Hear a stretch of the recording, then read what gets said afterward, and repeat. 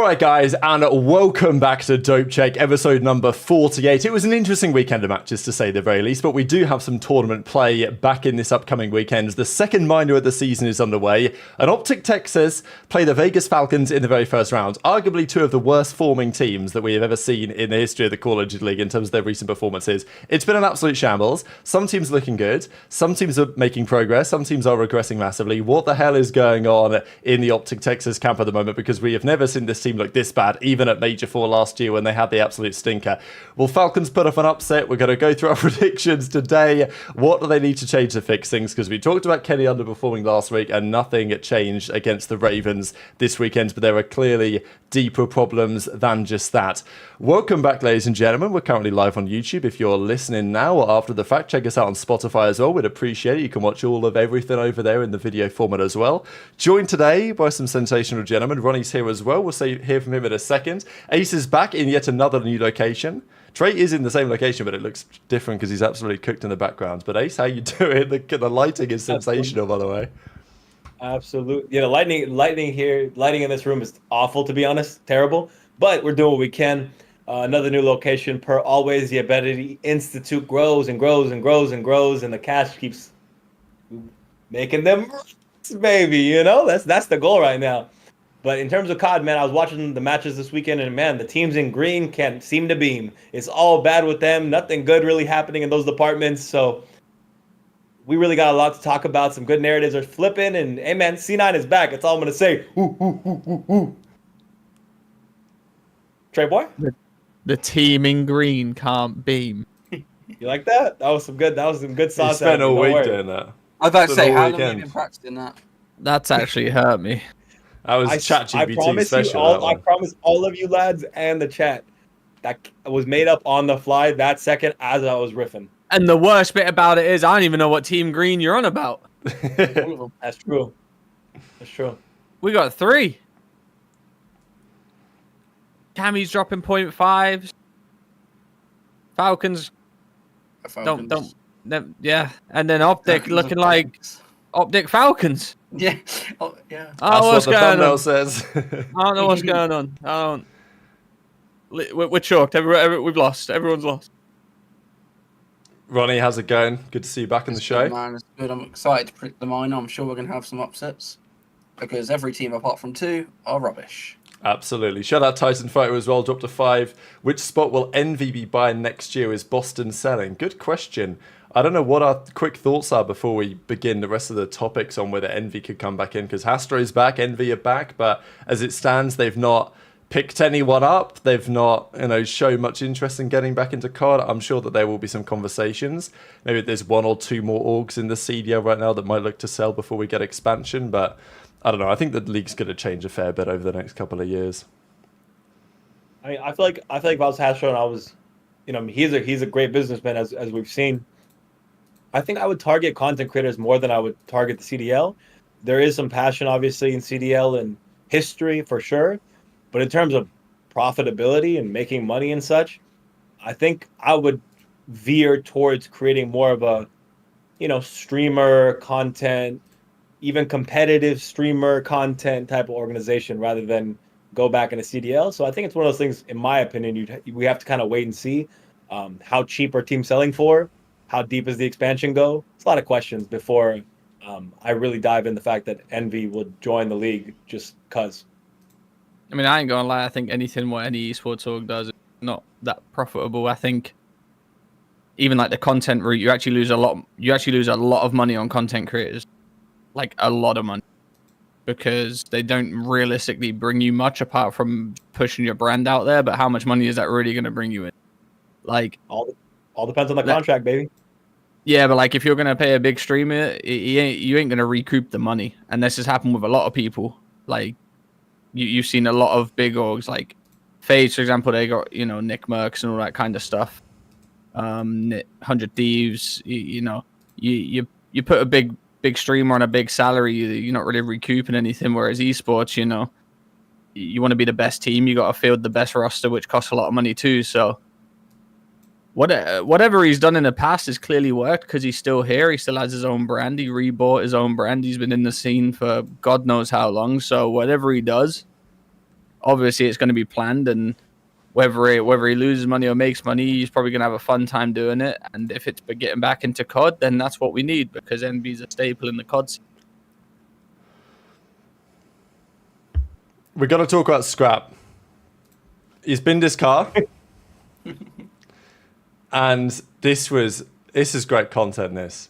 So, I don't know. Is every COD pro brain dead? Are there some that aren't? Or well, you saw this, right? And you saw the guy record it from his apartment window, right? oh yeah, I got that one coming up. Don't worry about that. Now you know what that reminds me of? It's like when you watch one of those TikTok, right? And then in the description it's got highlighted blue, other guy's POV. And you click that and it just shows another POV from it. It's crazy that someone even recorded that. It looks planned. I know, we got this in a second here. So if you guys haven't heard this story, Scrap crashed his M3, and even look at this, right? So Scrap said that he was going 10 mile an hour and he hit the wall, but obviously he hit the wall quite hard, and I know it was snowing. And then the airbags went off, and Scrap's obviously bloodied his nose, which is pretty impressive. So yeah, rip Scrap's M3. Apparently it's completely written off. But the funny thing really happened yesterday, because we then got this. I'm not gonna like share the clip. But we got this guy who makes YouTube videos around Texas, and he was a witness to the incident, and then he happened to be driving through the parking lot again and mentions that, and Scrubby's car's still there. It's still binned in the wall. No one's come to pick it up yet. It's like, if you guys are local and you want to just, see if he's got anything. His car's still there? His car's still there, yeah. This was like yesterday. What are these guys doing? I don't know. I don't think they could This pick it up. motherfucker don't call the police or get a tow or something. Like, what do you mean it's still there? I mean, unless he recorded this on the night of, it might not still be there. Unless this video was recorded like the night of it happening and Scrap had to go. But like, it definitely, because it happened and there was still light. But in this video, it's still there, cushioned the wall. So I don't know. It might not still be there right now. They might have like had a rescue crew come and pick it up. But the car might be totaled. The car is definitely totaled. I think as he mentioned in the story, his airbags came out, so his car is definitely totaled. But wait, there's also another video that's like from a. Yeah, this is the funny one. This is the good one. This is the good one. One's a wild one. This is as it happens. I honestly can't believe this exists. It's like a comedy sketch, isn't it? Like, what are we watching here? This is He nearly slips over as well. Like, he nearly stacks it there. He plays it off like he didn't, but he kind of did. The craziest thing about this one too is that this means that the COD scene is alive and thriving, because somebody went and found and sourced this from somewhere. This isn't a COD fan. This is someone who found another guy posting it and realized that was Scrap. So shout out the COD scene for being, when it comes to drama and funny things, we're on top of it 100%, which is amazing. You're honestly not wrong about that, though, because even the original vlog, I went on this guy's channel, and it's not like a big channel. He has maybe like 8K subs or something, and his video was not a big video. It's not like it had 200,000 views. Like, it has a few thousand views. But somebody watching it obviously noticed that was Scrap's car. So, oh, man. I mean, mistakes were made. I know it's been icy in Texas, but it's... now he's got to start winning more bread. Yeah, I mean, he's got to make some more racks to get another M3. But at the same time, to be fair, if we're really, I've been through a few accidents myself. His insurance is going to cover. It was an icy thing, so he has coverage. He'll get a new car soon, and hopefully, whenever he does that, he won't park on the roof of a parking structure when there's 19 floors of a parking structure. That was the other thought to me. Why is he parked at the top when it's empty? It's probably only icy up the top, and he's trying to drift that. That's what the other guy said. But I don't know if he could be that stupid. Bro, it tripped me. It just didn't make any sense to me, bro. Like, why are you putting your car in the rain? Even if it's going to be icy or not, like, you're putting your car in the sunlight, in the rain, rather than covered in the garage. I don't know. Mistakes were made. Hopefully he learns from it. Hopefully his next car is sicker. Yeah, but this whole situation, like you said, is literally like an episode out of like The Office. Or watching someone just slam into the wall and someone's watching them from above. It's a comedy sketch for real. Yeah, I can't believe there's so many angles of this. It's honestly amazing. I think there is ice. Like, to his credit, it is a little icy. You can see Scrap kind of sliding around as he walks to the front of the car here. And I know people in chat are saying the car isn't totaled. Like, probably not. I mean, like, the car feels like it should be a bit salvageable. See it slipping around a little bit here. Yeah, it's definitely icy. He literally No, slipped. if your airbag comes out, it's considered total. You could obviously fix it, but it's technically salvage. Your airbag came out. Yeah, I hear you. Interesting. What a donkey, man. Honestly impressive. No, the picture does pretty. Yeah, the picture, to be fair, this angle doesn't look too bad, but the picture itself was pretty rough. So, yeah, all good. Scrap's got to reach into the wallet. Maybe Shotzzy can lend him some cash. He's got a few houses roaming around. But, okay, speaking of Scrap, actually, it was also roasting Shotzzy. Do we think people are roasting him, Ronnie? I want to know your thoughts on this play. So, 5-5, Vault Search. I think they're playing either an 8 series. I think this was 8s.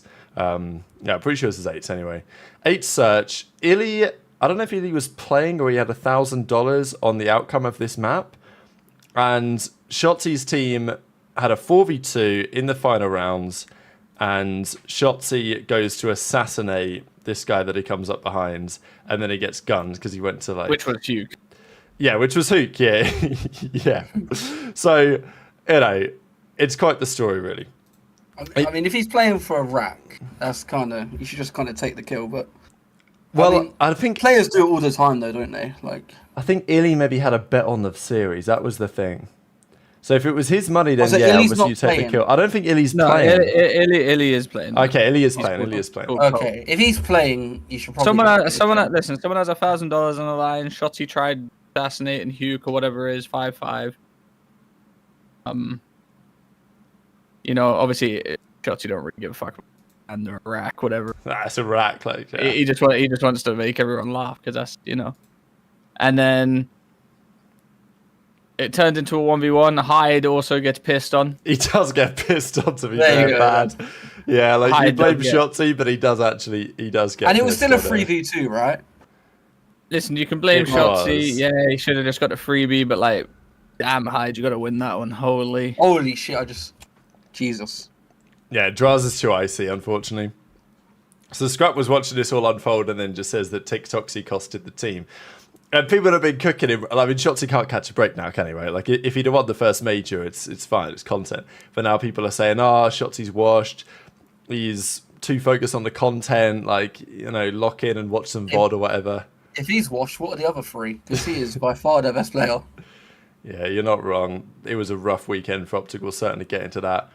But I just think it's a case of Shotzzy just, you know, when it rains, it pours at the moment. And people are going to roast him for whatever he does.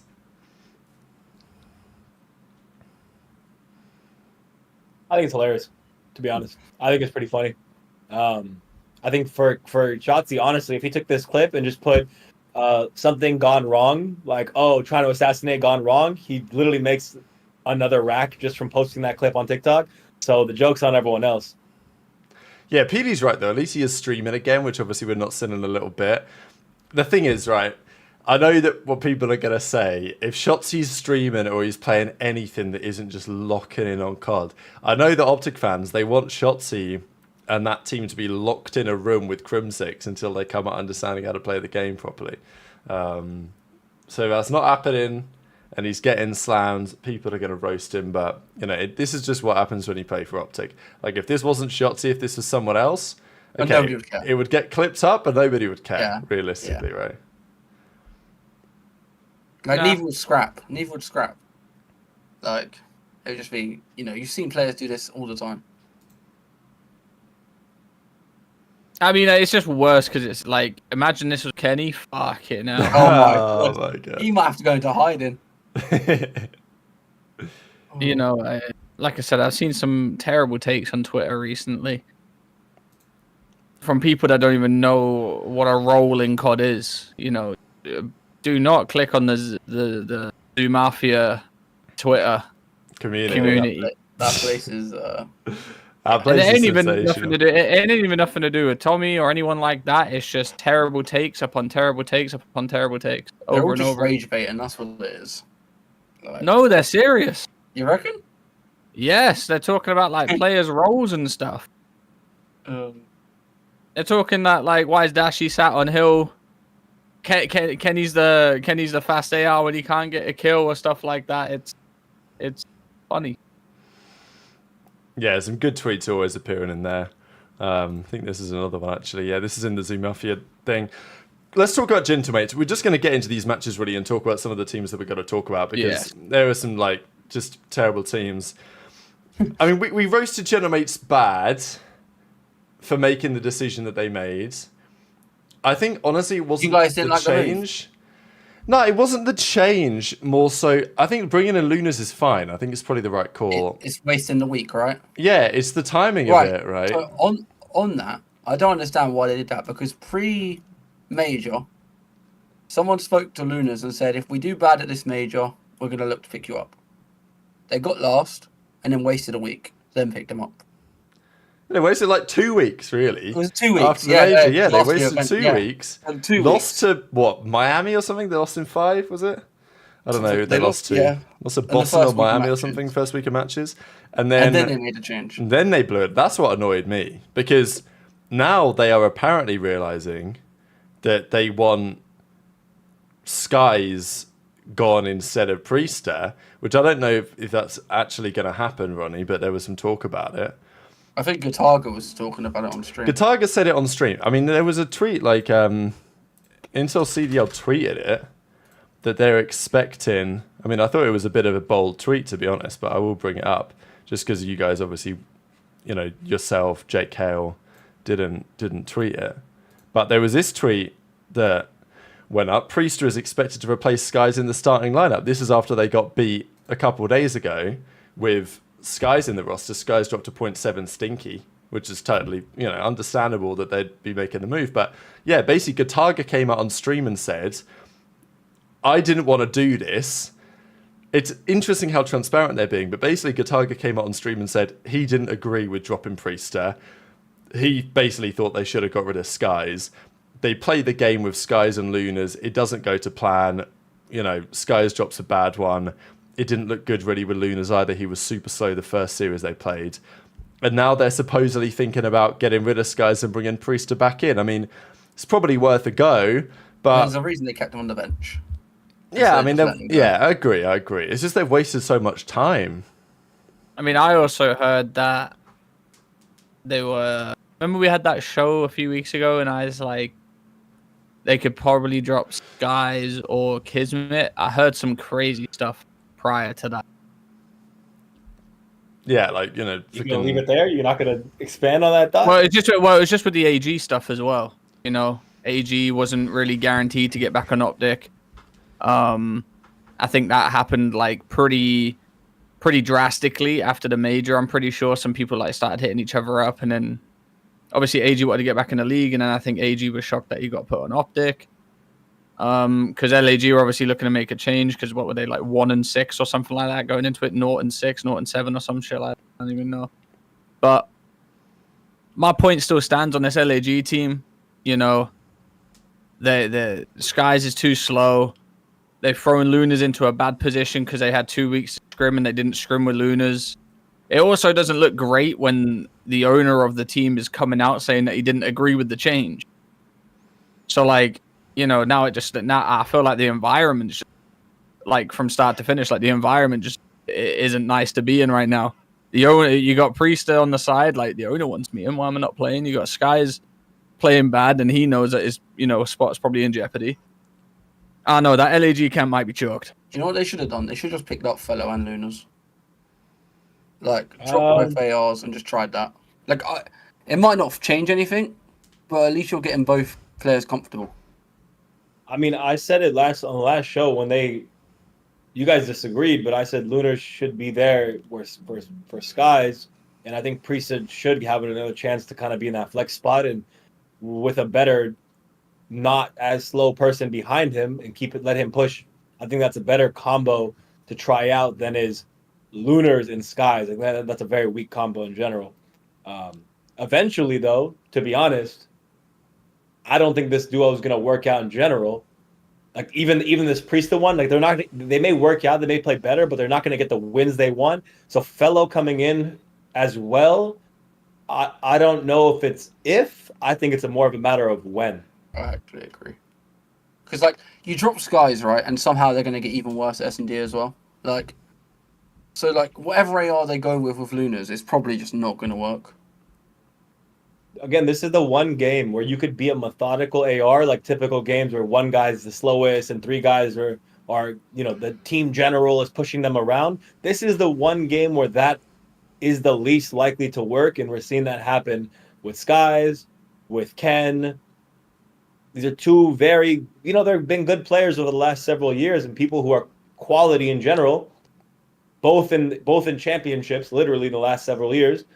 And these guys are having some of the worst seasons possible and looking terrible because this game plays a lot differently. I think it's having a big effect on players. And what sucks is this year it's going to ruin some people's careers, but in reality, they may not be bad. It's just this game is not working for their playstyle. But you got to win, man. You got to win somehow. So I wouldn't be shocked if they're going to be the team this year that we see just change after change after change, just trying to get the recipe right. When they don't realize trying to be a French team is not going to work in the end. They're not even trying. Until you realize that, you're going to lose. They should just commit to French at this point. If Linz is like basically undroppable, you might as well just go and get like Cobra and Resi.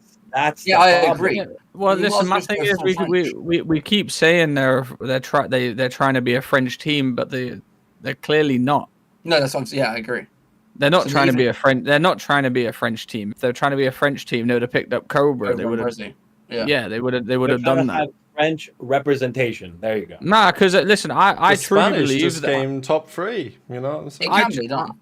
Listen, I truly believe that things continue. Gataga don't give a fuck if it's a French player or not. He'll get rid of him. I'm pretty sure he said Linz won't go though, unless something unless he gets. I think he did say that, but equally the Org will have. Yeah, I know that they want one French player, but the Org will have support from the French fans regardless of the team that they have. Just because the Org, yeah, because they're not all French in other esports, right? I think so. Yeah, they try and have French representation somewhere, but listen, if they continue getting shit on and the coaches and the players think it's Linz is the issue, they're gonna get rid of him. I'm sorry, that's just the way it is. It's not like this isn't like one of those situations. What are they? 1-9? You want to put a hot seat wager on it, buddy? Yeah, because I have heard that he's like. Yeah, I'm telling you, he will be undroppable in that instance. But I'm telling you, they're not gonna go. They're not gonna play a whole year, the players don't want to play with him. I promise you that. Okay, I bet you he doesn't get dropped this year. And I'll say this as well. This is maybe it's not controversial. It just sounds weird, but he's the most effective player until he costs you a map. So you. When it's all going well, he's fine. He looks great, and he is great. His gun skills are unbelievable. He's a Snoopy-esque player. They're both ridiculous gun skill, but just need development. And in his case, I think there's a lot of enabling because he is ridiculously talented, and no one has recognized some of those play calls and such he makes in game are costing his team. They're costing his team. It's his comms. Like his comms are awful. Comms. Like he doesn't even react to call-outs. No, listen. Composure. Composure is one of them. Sure. They could have a full trap going on. Motherfucker just go rogues, flip spawns. That team. And this is another reason why having an undroppable player is so chalked. It creates the worst team dynamic of all time. Because, if you, let's say someone catches wind of you talking shit about your teammate or something like that, boom, guess what? Linz could have you gone tomorrow. Yeah. Yeah, and I don't want this to come off like we're calling him like some sort of commander or something. It's just he's the French representative. No, he's very talented, and that's just the situation that's the pedestal they've put him on. Yeah, it's not him. He's not. It's not him. He's not walked in there and said, "I'm the fucking big dog." That's just the pedestal. Correct. Unfortunately, and I'm not saying he's playing terrible. This team just doesn't work, and we've said this, and we've just said this since the day. Is it Kiz and Linz? It could be. Is Kiz playing well? Yeah. Does Linz play well? Yeah. Do they all make mistakes? Yeah. But you see, the thing is now, you've got, let's say Linz is the odd one out. in this team. You know, according to like NA players to one French player. Let's say that all three of them didn't want to play with him, but he ain't going nowhere. And I'm not saying that's the situation they're in. I'm just saying right now they ain't looking good. You can clearly tell they're all frustrated. Who's gonna go next? Now we're just gonna bring Priester back in. It's another Falcon situation at this point. We'll just keep chopping and changing until something works. You've got to make bigger changes because you ain't gonna make champs, and that should not be happening for a team that has got the support they have, the funding they have, and the players they actually have. We got world champions on this team. I agree with the second half of your take, but I disagree with the first half that I think this team is going to be better. I think with Priester in that role, they're going to be good, but they're not going to be beating top 4 teams. They're going to be beating some middle of the packs. They'll beat a Boston. They'll beat a Rocker. You know, they'll make it competitive with a Surge. And I think they'll have a little bit more composure to close out maps. But again, that, like you said, the second half I agree with hugely. You have world champs. You have a lot of money behind you. You shouldn't be stuck at the bottom, nor even lower middle of the pack. You should be upper middle of the pack at least if you have the funds to pick up good play.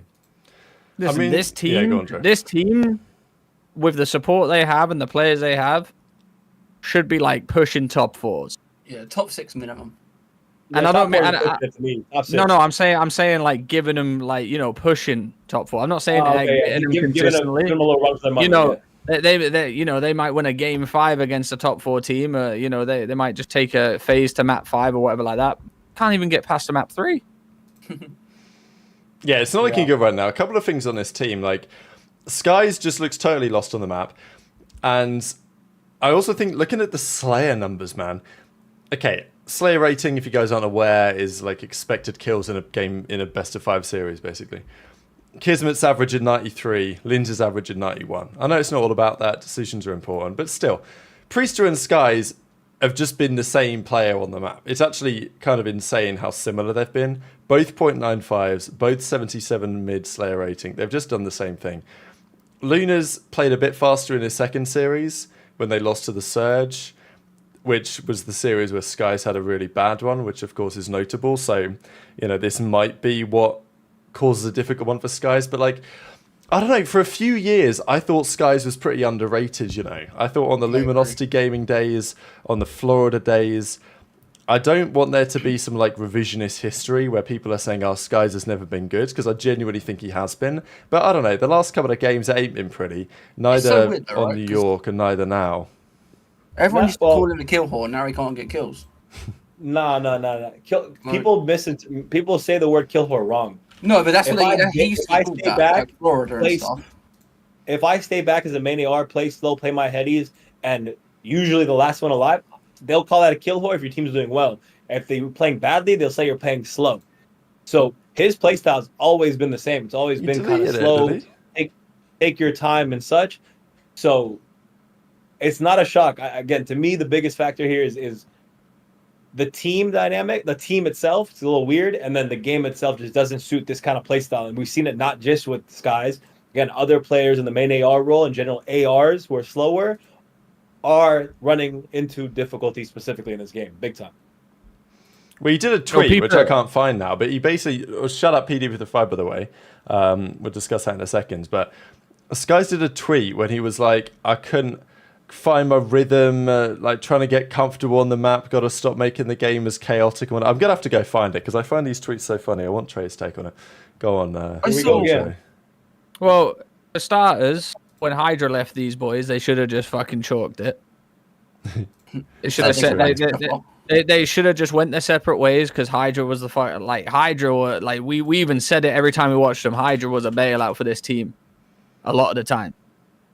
And like Kiz was a good partner. Let's not discredit. Like Kiz was a very good partner for Hydra, but they don't got Hydra no more. So you know they should have just they should have just went their separate ways. I feel like you put all 3 of these people on a different team, they make the teams better. Together though, it ain't. Together though, it ain't working. And I feel like we hear the same excuse every single year. When the team's getting, you know, shit slammed or something like that, it's like, got to stop making it chaotic, got to stop doing this, got to stop doing that. Do it! a lot of players are stuck in the mindset and they refuse to change their play style, especially when it comes to a game like this where you need to be fast. You need to be. It's constant head bash. It's die, spawn up, go trade with your team. It reminds me of IW in a sense. Like the start of IW, when it was just, if you weren't trading with your teammates, you were just going to get slammed. And people are refusing to change their play style because it worked in the past. But listen, we're on a different game right now. This ain't the same game. We're in a game right now where if your sub players are getting shit on, you're going to lose. So you have to go help out your sub players. I just don't see where the thing about this team that annoys me so much is the fact they had that 2-week period after Madrid where they just got shit slammed and they didn't make a change. And then they play a match with Priester, still scrim with him, then get rid of him. So Lunas hops in fucking straight away, just, he's thrown in the mix. 2 days of scrims, thrown in the mix. Yeah, of course he's going to be bad. He's deemed one of the best ARs in challenges and gets thrown into a dog shit team and then is expected to fry. And now they're thinking about changing out Skies for Priester because, yeah, that's going to work. Yeah, you might be better, but, listen, it's chalk. What do you think of this tweet as well? I want to know your take on this as a pro, right? Because I find these tweets so funny when I read these. GG Surge, lost 1-3. Got to make the game not chaotic sometimes. Also, individually got to play better and get comfortable. So all the buzzwords in one sentence. No basically your ass. No, but this is the same shit that I said about when a player gets dropped and he goes, "Oh, now I've got the fire." Yeah, you should have that. How many months are we into this game right now? Game came out end of October, so end of October. 4 months, easy. 4 or 5 months. 4 or 5 months. What do you mean? What do you mean you're uncomfortable? You've been scrimming the same game with the same teammates. I was about to say, it's not like they've had a load of teammates for the last 4 or 5 months. You should be the most comfortable. You should be the most comfortable motherfucker there is. Obviously, scrims ain't going great because if you're flying into a CDL match and things are too chaotic or something like that, something's wrong. They win 2 maps of scrim. I heard. Ooh. And one of them's a control. They win any against They win Falcons? one hard win at scrim. What do you mean too comfortable? You're too comfortable right now, sat at the back of the map. Get to fucking moving. So, how many maps are in a scrim, Ronnie? They play what, 8 maps? 8? Yes, they're 2 of scrim. They're going 2 and 6. Yeah. I also think one of the other things about this team, as much as I respect the way that Dureel approaches the game from a mentality perspective, I definitely feel like when Lunas joins the team, he doesn't come in and they're like, all right, let's just kind of free flow. Let's see how we want to play together. This is a team that really likes to have a system. He should be teaching them. He's the one that knows how to play the game. Yeah, they had Hydra. I know. Yeah, that's true, but... They had Hydra. I'm sorry, they had Hydra. Yeah, is it a real system, when you got Hydra doing everything? Or is it just the guy was popping 3-piece. Yeah, me and Ace will watch party and just going, this guy's fucking 3-piece, left, right, rhubarb.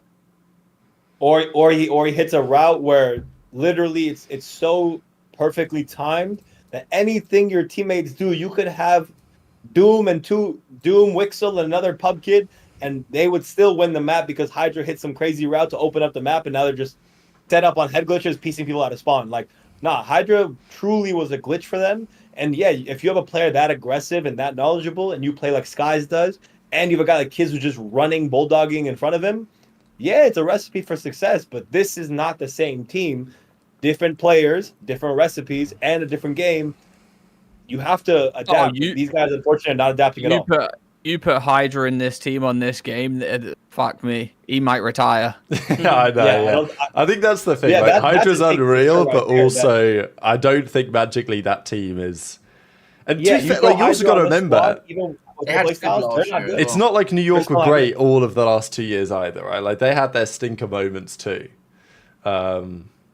I'm not saying they're going to magically turn this around because let's be real, the reason why they were ever any good was because Hydra would just take over. Well, and I also want to give credit to Kiz. He was a dog with Hydra, he was. Yeah. But it was also last... Sincerely, Trey. Wait, what? Your cam froze, but all good. We can still hear. Are we back? No, we're back. Your cam is not back. We're back, though. Yeah, I don't know. Your cam on my end. Oh, he's... I'm fine on my famous last words as he just disconnects from the call.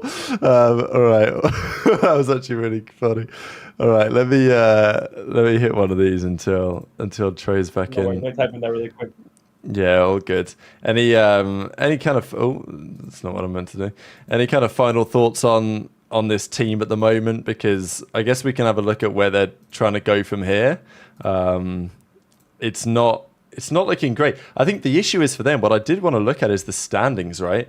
Like, are these up to They're in date? trouble. Trying to figure out if these are up to date or not, right? But if you look at these standings, it's very clear that Falcons obviously are cooked, right?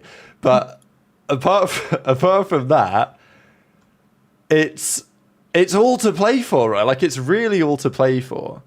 And FaZe are, one night, FaZe, Thieves, whatever, right? But OpTic is 7th.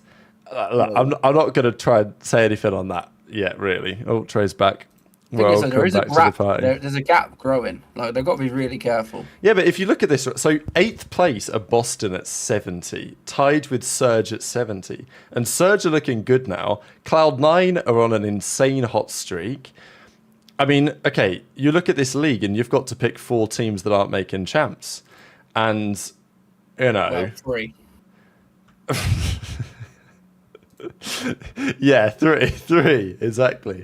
But That makes it worse. Yeah, that's what I'm saying, right? Because, all right, FaZe are making champs, Thieves are making champs, Ravens, it's possible that Ravens don't, but they're at 135. Yeah, If they don't make champs now, Ravens Rab. No, you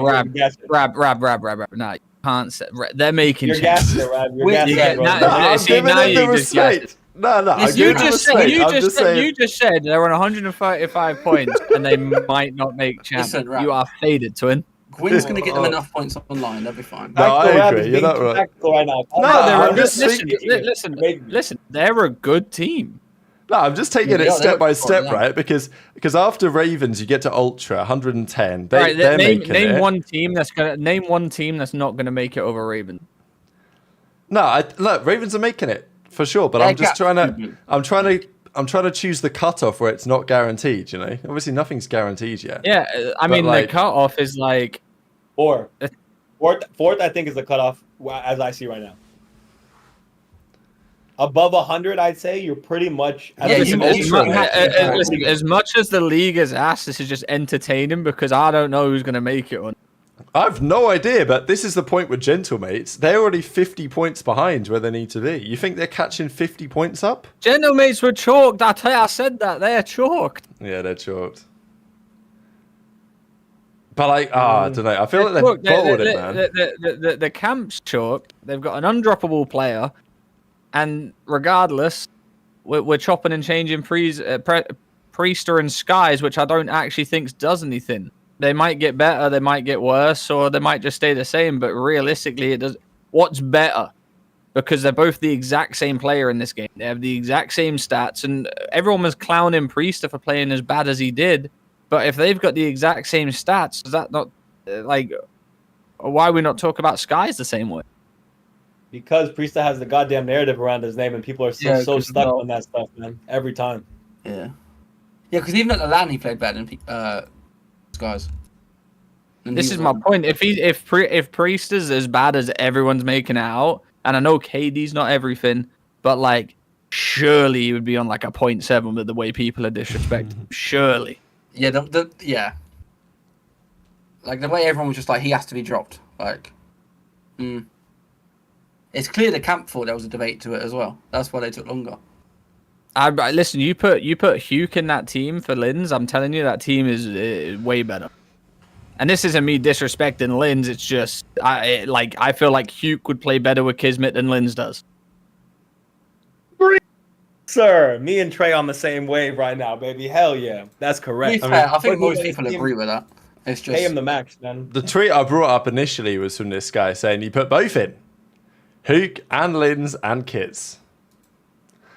Kiz on the flex. Kiz on the flex. I mean, the thing is, I trust Kiz more than No. most players to get the most out of the duo. No. Kiz has been their best player. I'm not putting 99 Kiz, who godlike sub, on a goddamn AR. I'm putting slow ass Lins on the goddamn AR. Get fucking shooting. Yeah, that could also work. That could also work. Yeah, actually, because you don't really want to hook in Lynn's SMG duo. Nah, that might be something else. On land, that would be unreal decision making. You guys want to get better? They're going to rotate the wrong hard point. If you keep in skies, you do skies on the main. Where's Luna's at? Well, if you got to keep Luna, no, we'll get Luna's, Lynn's, Kiz, and Hugh. Run it, done. That is a team of all time. That is team all time, but it might give you the upside you need, right? Because have some pace. Respectfully, bringing Priester back in for skies, I don't really think is moving the needle enough. Like to overcome a 50-point deficit with, 60% of the season to go, it's a bit of a challenge. And I know there's some other teams on the downturn, but if you look at this league, the teams that are regressing right now, OpTic, Boston.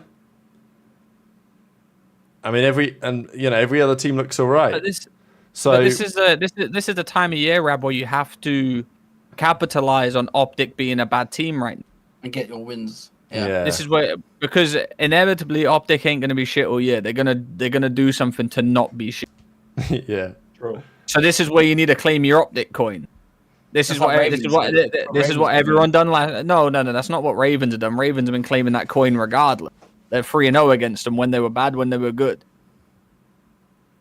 They've been bad the whole time, to be fair. No. Let's not give them that. Ravens are just, they're 3-0 against OpTic. OpTic have not been this bad all year. Even at the start of the year, Ravens claimed that 10 points, and then they claimed it again, and then they claimed it again. OpTic are not that bad. They're terrible now, but this is the time and place where teams that aren't doing well, they need to start claiming these points against the teams that are on a downward spiral. That's like what everyone was doing against Cloud9. Now they're not. Yeah. I like Boston at the minute. Goes with the 5. Gataga said no for Hook, and that Linz was the only one undroppable. It's chalked. Yeah, apparently Gataga did say that they're not really considering Hook anyway. So, I mean, look, at the end of the day, Hook's stock right now... Denz is in the chat, Rab. Denz is in the chat. He said they're claiming the OpTic coin this. Uh-oh. Here we go. Oh, yeah, there he is. We're going to claim the OpTic coin. Oh, no. Come on. No, PD. I'm not saying OpTic aren't that bad now. I'm saying they're bad now. But I'm saying when you got to claim the OpTic coin, you got to claim it now once they're doing bad. They weren't that bad at the start of the year as they are now, compared to when Ravens were taking points off. Yeah, and the major was the time to claim the OpTic coin. I mean, they would lose in double hardpoint. Actually, no, it wasn't double hardpoint, but they lost double respawn to Ravens and at the major, and they lost to Miami in 5. It's like, that's when Gentlemates starting and losers had to capitalize on the OpTic coin. And I guess then it wasn't clear that OpTic were actually bad. They still beat them in 2 hardpoints as well. Exactly. Yeah, they still beat them in 2 hardpoints and lost both searches. It got Neslo'd by OpTic, man. Oh my god. That tweet you just brought up as well, Rab, or what someone said in the chat about puke for Linz or whatever like that. They're treating Linz like he's Hydra. Yeah. I mean, we knew that coming in though. We talked about it. Yeah, I know, but I'm saying they're treating Linz like Hydra level. Yeah, he's not even dropping like 1.3s like Hydra. You know what I'm saying? Like, they're treating him like they're doing it still, right? They're still doing it. Yeah. It's like they think he's dropping 1.3s. They're treating him like he's fucking simp on a ringer. Yeah.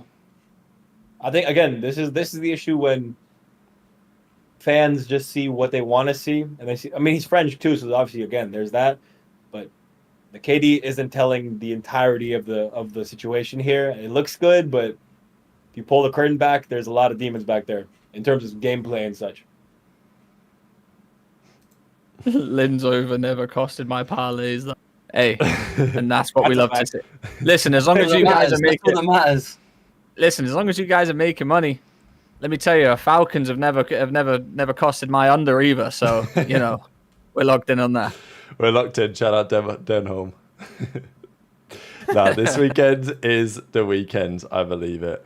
Okay, before we get to OpTic, no way Ace jumps up just as I'm going to cast his team. If Falcons do beat OpTic this weekend, I will get a Falcons tat on my right ass cheek. All right, let's get that clip, ladies and gentlemen. If Falcons beat OpTic this weekend, The tattoo is going on. And it wouldn't even be my worst tattoo, so run it.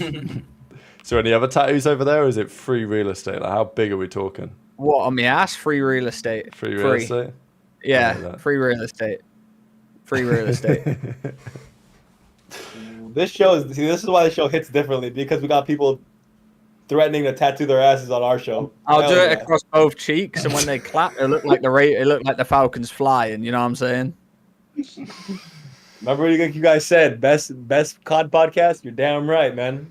We're about to see a Trey Zero ass tat on this show live. I can't wait. Absolutely. I can't wait. We might have to get it done in Dallas. You never know.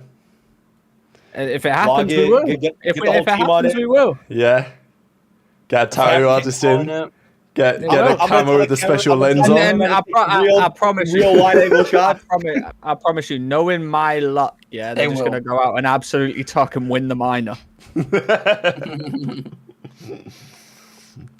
Falcons coming for that chump spot, baby. Falcons only 70 points behind. If Falcons win the next qualifiers and they win the minor, they're back. Back in the mix. The fact that LAG have only got 20 more points than them is, like, ridiculous. The fact that OpTic are lower than Falcons in this set of qualifiers, that's the impressive thing, I think. Yeah, they won a map. Falcons have won 2 maps this qualifiers. One of them was against Thieves. Someone said let Xnid do it. I'm not letting anyone go near my ass with a tattoo gun that's not a registered tattoo artist, to be honest with you, sir. You never know. Unless they win the minor. Right, you won't let me do a little smiley face? Doot, doot, doot. Oh yeah, you sure? Not my ass though. I don't want you staring at my cheeks, twin. Okay, all right, sounds good. Yeah, we're I don't want you staring at my OpTic Texas. You know what I'm saying? All right, final thing on this team. Shenty says Luna's Preston Kiz Hook. We kind of talked about similar roster to that. Obviously, they're talking. You know, he's dropping Lins in that scenario. I mean, I don't know. I'm genuinely of the opinion that a reasonably good team can be built around Lins. I'm not necessarily saying it's 100% the way to go, but I don't think that keeping Lins is necessarily a mistake. I just think that the entire system and the setup around the way that they're currently approaching it is just chalked. And it's just getting worse and worse because the pressure's rising from the fans. I think it's beginning to set into them that they're probably not making the World Championship if it stays like this. And they just keep racking up Game 5 losses. They're like Boston 2024. Yeah, I think you guys would agree, but I think a loss at Major 2, like bowing out top 12, would pretty much cement them not making champs. Like, I think that's their last chance to get enough points to like contend even to make champs. But if you come to Major 2 and it's chalked, at that point, if I'm Gataga, I'm dropping the roster, picking up some challengers guys, paying them $500 a month and saying, let's run it. There's also no more minors at that point, right? Like, there's another minor next weekend where if you win it, okay, it's difficult to win, but if you win, it's 30 points. If you make the finals, it's 20 points. If you come top 4, it's 10 points, which is at least something, right? It gives you at least a chance. So if you're Gentlemates, you know, you're trying to at least get top 4, kind of like Rocket did last time, right? Rocket came top 4, and it's like, okay, it's not the biggest deal, but that puts Rocker at 90. If Rocker didn't get top 4 at the minor, they'd be in 7th seed, but actually they're in 5th seed. It's a pretty big deal. Literally, all these guys need to do is win 2 matches online and not place top 12 at the major, and they're back in contention. That's it. Yeah. 2 online series, win 1 match at a major, and then you're back in the running. That's it. Will they do it though? Hell no, they won't. They're gonna get smoked. That's what's gonna happen. But like, if they never wasted a week, like, or 2 weeks, they could have actually won some matches. But they ended up wasting them, and now they're in a team turmoil while matches are going on, and it's just a nightmare. Yeah, it's they haven't helped themselves. Yeah, exactly. It's self-inflicted. Yep. All right, I'm gonna give you a chance, Ace. It's time to do it. We got to talk about them. My favorite team in the league right now, and that is none other than the team with the biggest turnaround in the CDL over the last couple of weeks. Shout out the Iceman. As he says, they don't owe me. Hill sprints after that series. GG's Boston 1-3-0. Seems like General Abedi has got his troops locked in to the turnarounds. and they're executing. They're delivering the goods. This is Sib's card so far this stage. It's absolutely spectacular. He's got the highest ARKD and hardpoint in the entire league. He's got most kills per 10, most damage per 10 in the entire league. It's been a great showing from Cloud9 so far. They looked in a tough spot and let's be real. They were down there with Gorillas, Gentlemates, just a couple of weeks ago, and now they've turned on the burners.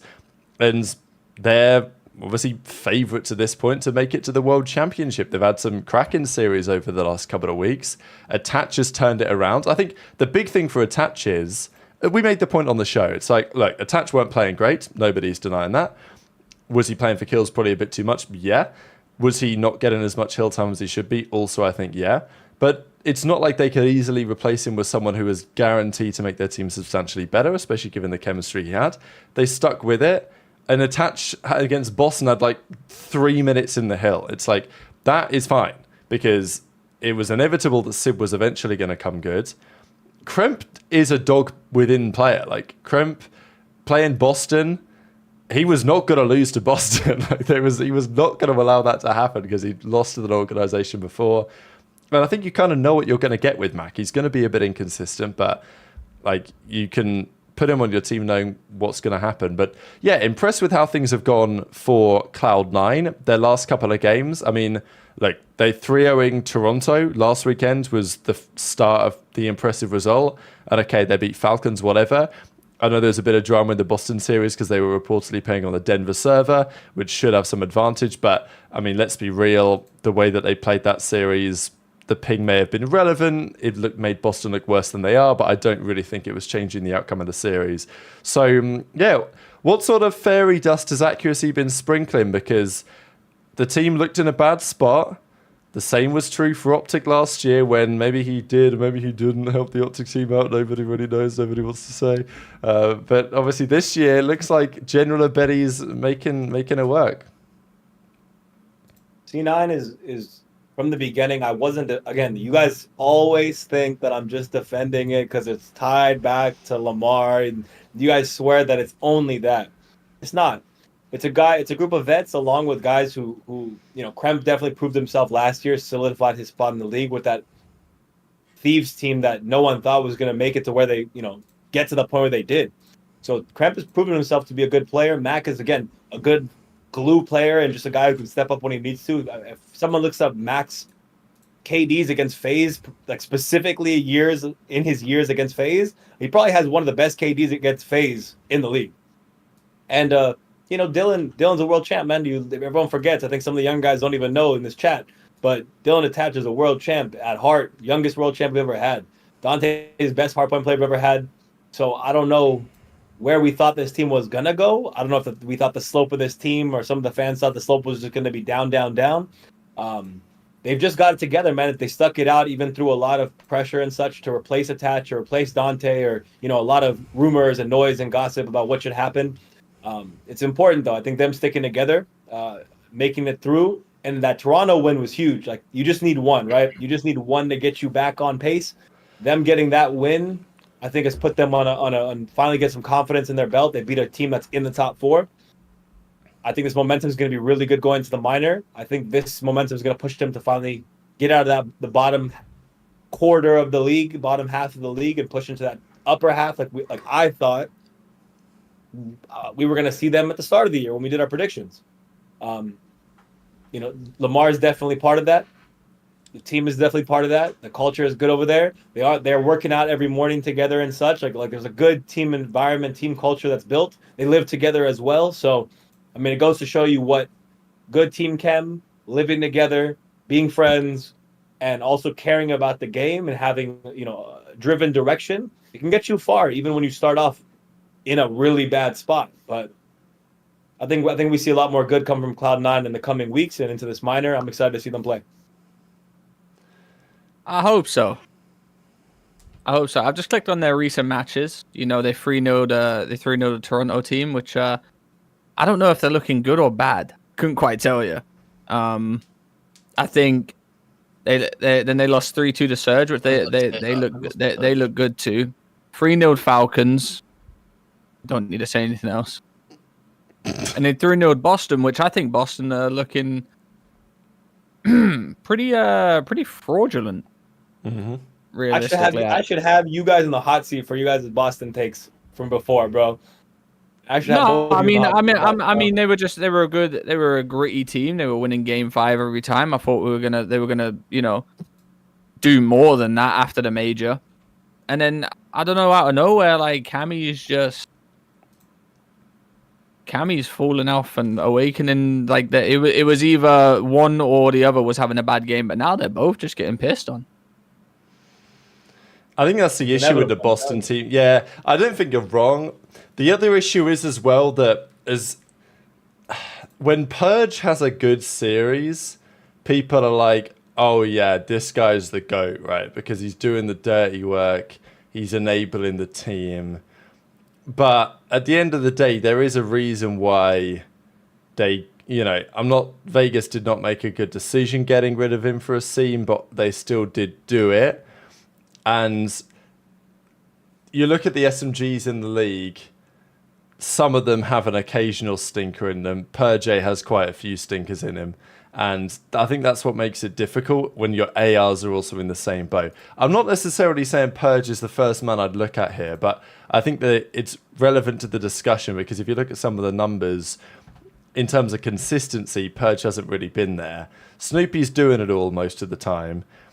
But again, it's Cammy and Wake both having, stinkers. If you look, as you say, if you look at their recent games, they've gone from having a great end to the Major 1 qualifiers, losing double time at the Major. Then, obviously, they got 3-2s by Cloud9 there. Now they've been 3-0'd by them in about 20 minutes. The Ultra Series was close, but I felt like Ultra were always going to win that Game 5. And that's the issue if you're Boston, right? You're a team that last year, as was being mentioned in the chat, thanks to Tennyson for the $10. Boston last year being so bad at search and obviously not getting away with it. If you're a team in this kind of trying to make champs situation, you've got to be good at search. And that's what Gentlemates have suffered with, which is why they genuinely do look like last year's Boston. But this team is not that dissimilar right now. I mean, for Boston, they're literally they're the worst control team, not including Falcons, in the league. Like, that's just got to change. They're actually the third best hardpoint team by stats. Yeah, I see that now. 15 and 10 in hardpoint. Like, what's funny about this team is that I was trying to give you guys the vision, but you guys don't listen to me when I'm right. It sucks. But I was trying to explain to you how C9 is a good hardpoint team, right? Boston and C9 are more similar than you imagine. 2 ARs, we're generally struggling in this game. A really good sub and a good support sub. It's the same team printed back and forth on each other. And the only difference in the Major 1 cycle was one team was winning Game 5s and one team was throwing away Game 5s. That's really what it was. They're ultimately very, very similar. But here's the difference. It's being a veteran. You actually have guys who've won vets on one team, and you have a lot of younger, inexperienced, haven't made it to Sundays players on another team. That difference, as the season goes on, is going to separate them big time, and that's what we're starting to see now. People who catches on to the strats in the game faster. C9 has that advantage. Boston their slope is downwards now. This is when every other team starts getting caught up a lot faster, and the vets start processing the game more efficiently. And then an inexperienced team like that is just going to slowly make their way to the bottom of the league and unfortunately not make champs. I really wish, though, that they made a move on Lunars. That's what I wish they did. I wish, secondly, they made a move on Fellow. And thirdly, I even wish at this point, considering the ARs, you made a move on goddamn Spart. It doesn't even matter at this point. Pick someone.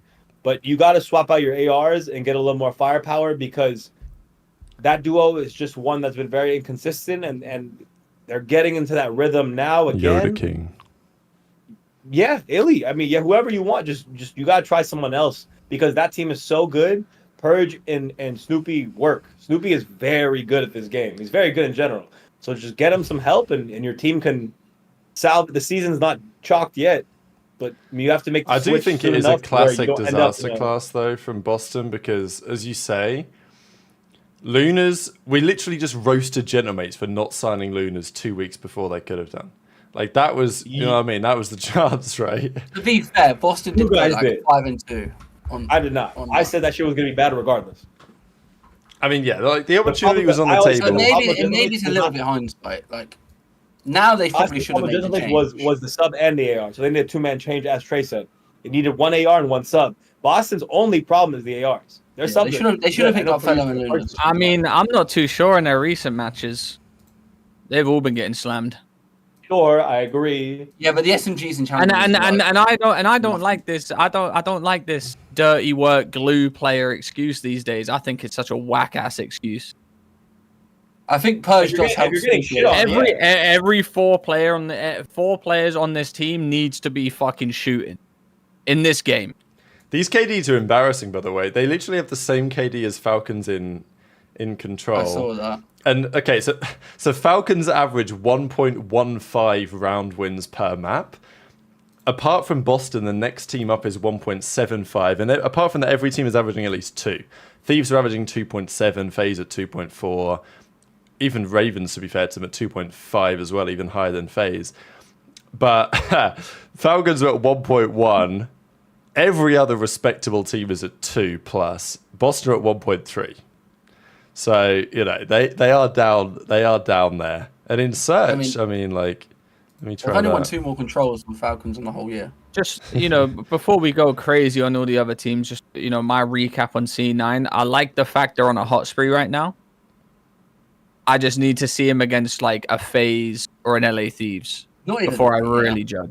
Because they did lose to Surge as well. Well, they look and good. they, listen, they did 3-0. They did 3-0 Ultra, but they're looking pretty fraudulent to me right now too. I don't know what's up with them, and I'm not discrediting C9 one bit because they do look hot right now.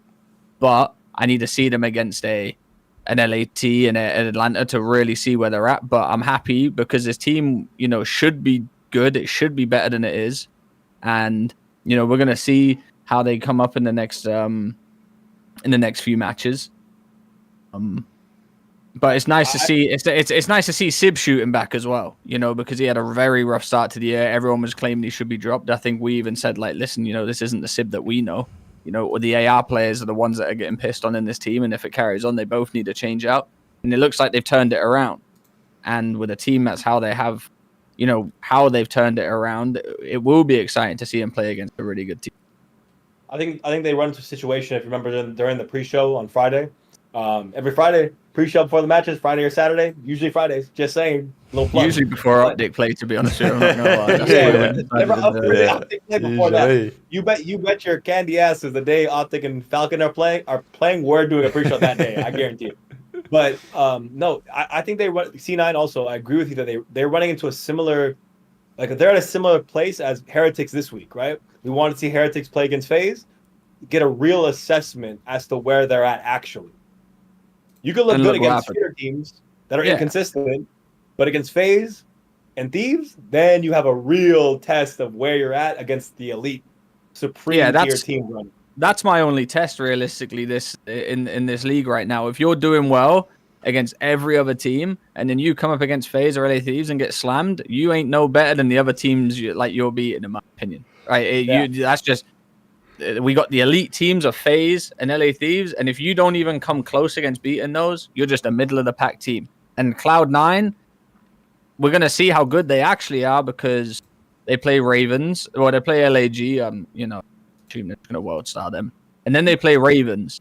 And now, to me, Ravens is a good team. They're a good S&D team or whatever like that. So if they beat them, that's like the next step. If they lose to them, you know what I'm saying?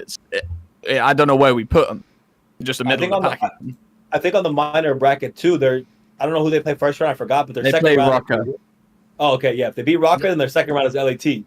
So that's going to be a big moment as well. If they can push past Rocker, which they should.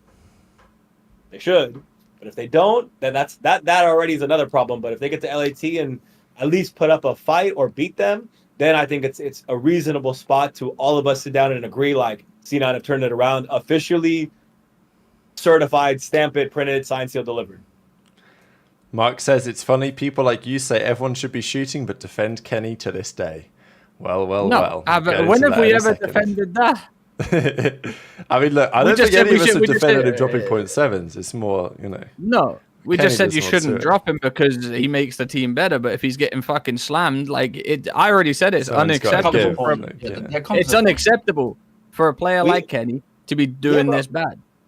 Do people take dumps when they're watching the show and then mute out as soon as they're done taking the dump? They only watch a solid 15-minute section of the show. Appreciate the $5 though, We Mark. Bro, we have literally said on this show countless times, we're saying both sides, but we said Kenny, Major 2, if he plays badly again and he's a reason why they lose or is part of them getting costed, there's a very good chance that he loses his spot.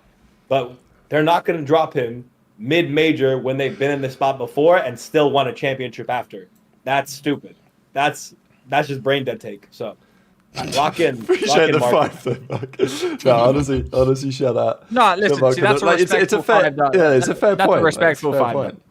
That is a respectful $5, and you know we probably came out a bit hostile right there. But don't think for a second that in the generational hater club that is Dope Check Podcast, that we are not going to defend someone that is getting absolutely tough. This is what we do. We just did. We as I've and got me a as Lion Man player card and- for you all as well. Don't worry about that. Me- You'll appreciate that one, me, Mark. listen, me as an ex-pro will defend Kenny to the day I die because I know what he's capable of, and I've played against him. I've played 8s with him. You know, I know it's not the same thing, but he is a generational player in that aspect. One of the winningest players in the CDL. But unfortunately, this year he's getting tucked, and if he carries on getting tucked, he will have to go. You know, there's only so much OpTic will be able to take in terms of a player like that. Raising my hand and putting into the queue, and I want the chat to consider changing the title of this podcast to Generational Haters Club instead of Dope Check. I'm just saying Could be there.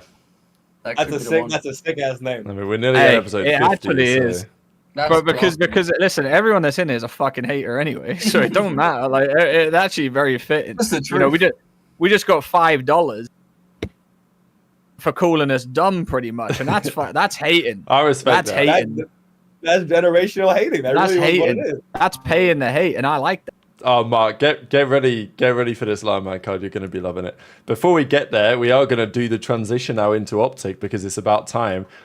PD said, hey, how about bring up the stats just from this stage, just from the qualifiers, from the 3 or 4 games that have been played so far? This is what we're currently looking at. It's kind of crazy, right? So Gentlemates have won a grand total of 0 search and destroys, and they have a 0.98 KD for somehow only 4 average round wins, which is kind of embarrassing. Cloud9 have been cooking everyone. Like, the sample size isn't great, but it's just worth looking at Falcons compared to OpTic. That's what I'm looking at. I'm looking at Falcons versus OpTic at the bottom here. And in Search and Destroy, OpTic are looking at a 0.69 KD. Absolutely sensational. In Control, they're looking at a... Actually, let me order by Control KD. Here we go. OpTic are sitting at a 0.88. Actually better than Miami, but they've not won one. And then in Hardpoint, OpTic are sitting at a 0.83 in Hardpoint, which is worse than Miami. It's worse than Falcons. I mean, obviously, I guess. It's not great. Falcons have less score, though, to be fair. So OpTic got them on that. OpTic are 11th in terms of average score gained in Hardpoint. But what we will do... Yeah, they're 11th. They are 11th in that. By quite some way. But here we go, ladies and gentlemen. The moment you've all been waiting for. Lightman's been cooking this one up. It is the Kenny card, ladies and gentlemen. Here it is. The Kenny card for the Major 2 qualifiers so far. Lion, I don't know if you... That is impressive. Lion, I don't know if you've made them, which you probably have, but do you have all the rest of the cards as well? Because if I'm not mistaken, I think Dashy is playing, not great at all as well. No, Dashy's not going to as be bad, but 62, he's bro. bad. That's my guess. Should we guess the numbers? So Kenny's at a 59 with a -2, so he's at a 61. I'm saying Dashy's at a 63. 3, 4 maybe. Yeah, the burger's not here, but because it's not a complete stage, Jay. So He will after be the the burger, stage, yeah, there will be a Burger King of the stage. Don't worry about that. But that happens at the end of the stage. So we need OpTic to ride it out. All right. And then there will be a burger crowned. Don't worry about Lion that. Man's gonna send us those numbers. All right, let's have a guess. I got Dashy at 62, Shotzzy at 69. Yeah. Hell no. No, Shot's gonna be tripping. higher. I think Shotzzy might I be know, like a you- 74. I'm ranking You like think- 75. and the only reason I say low though is because they haven't won a map nor a series, That's true. Yeah, and well, that does drastically bring it's it kind down. of tough to guess, really. Like when you don't know, because I obviously reckon it's not Shots would based be on KD, mid-70s. right? It's based on like it's based on engagements. A lot of it is. Engagements and such, yeah. Fred would Here's my be, guess. Fred would be like high 60s, maybe.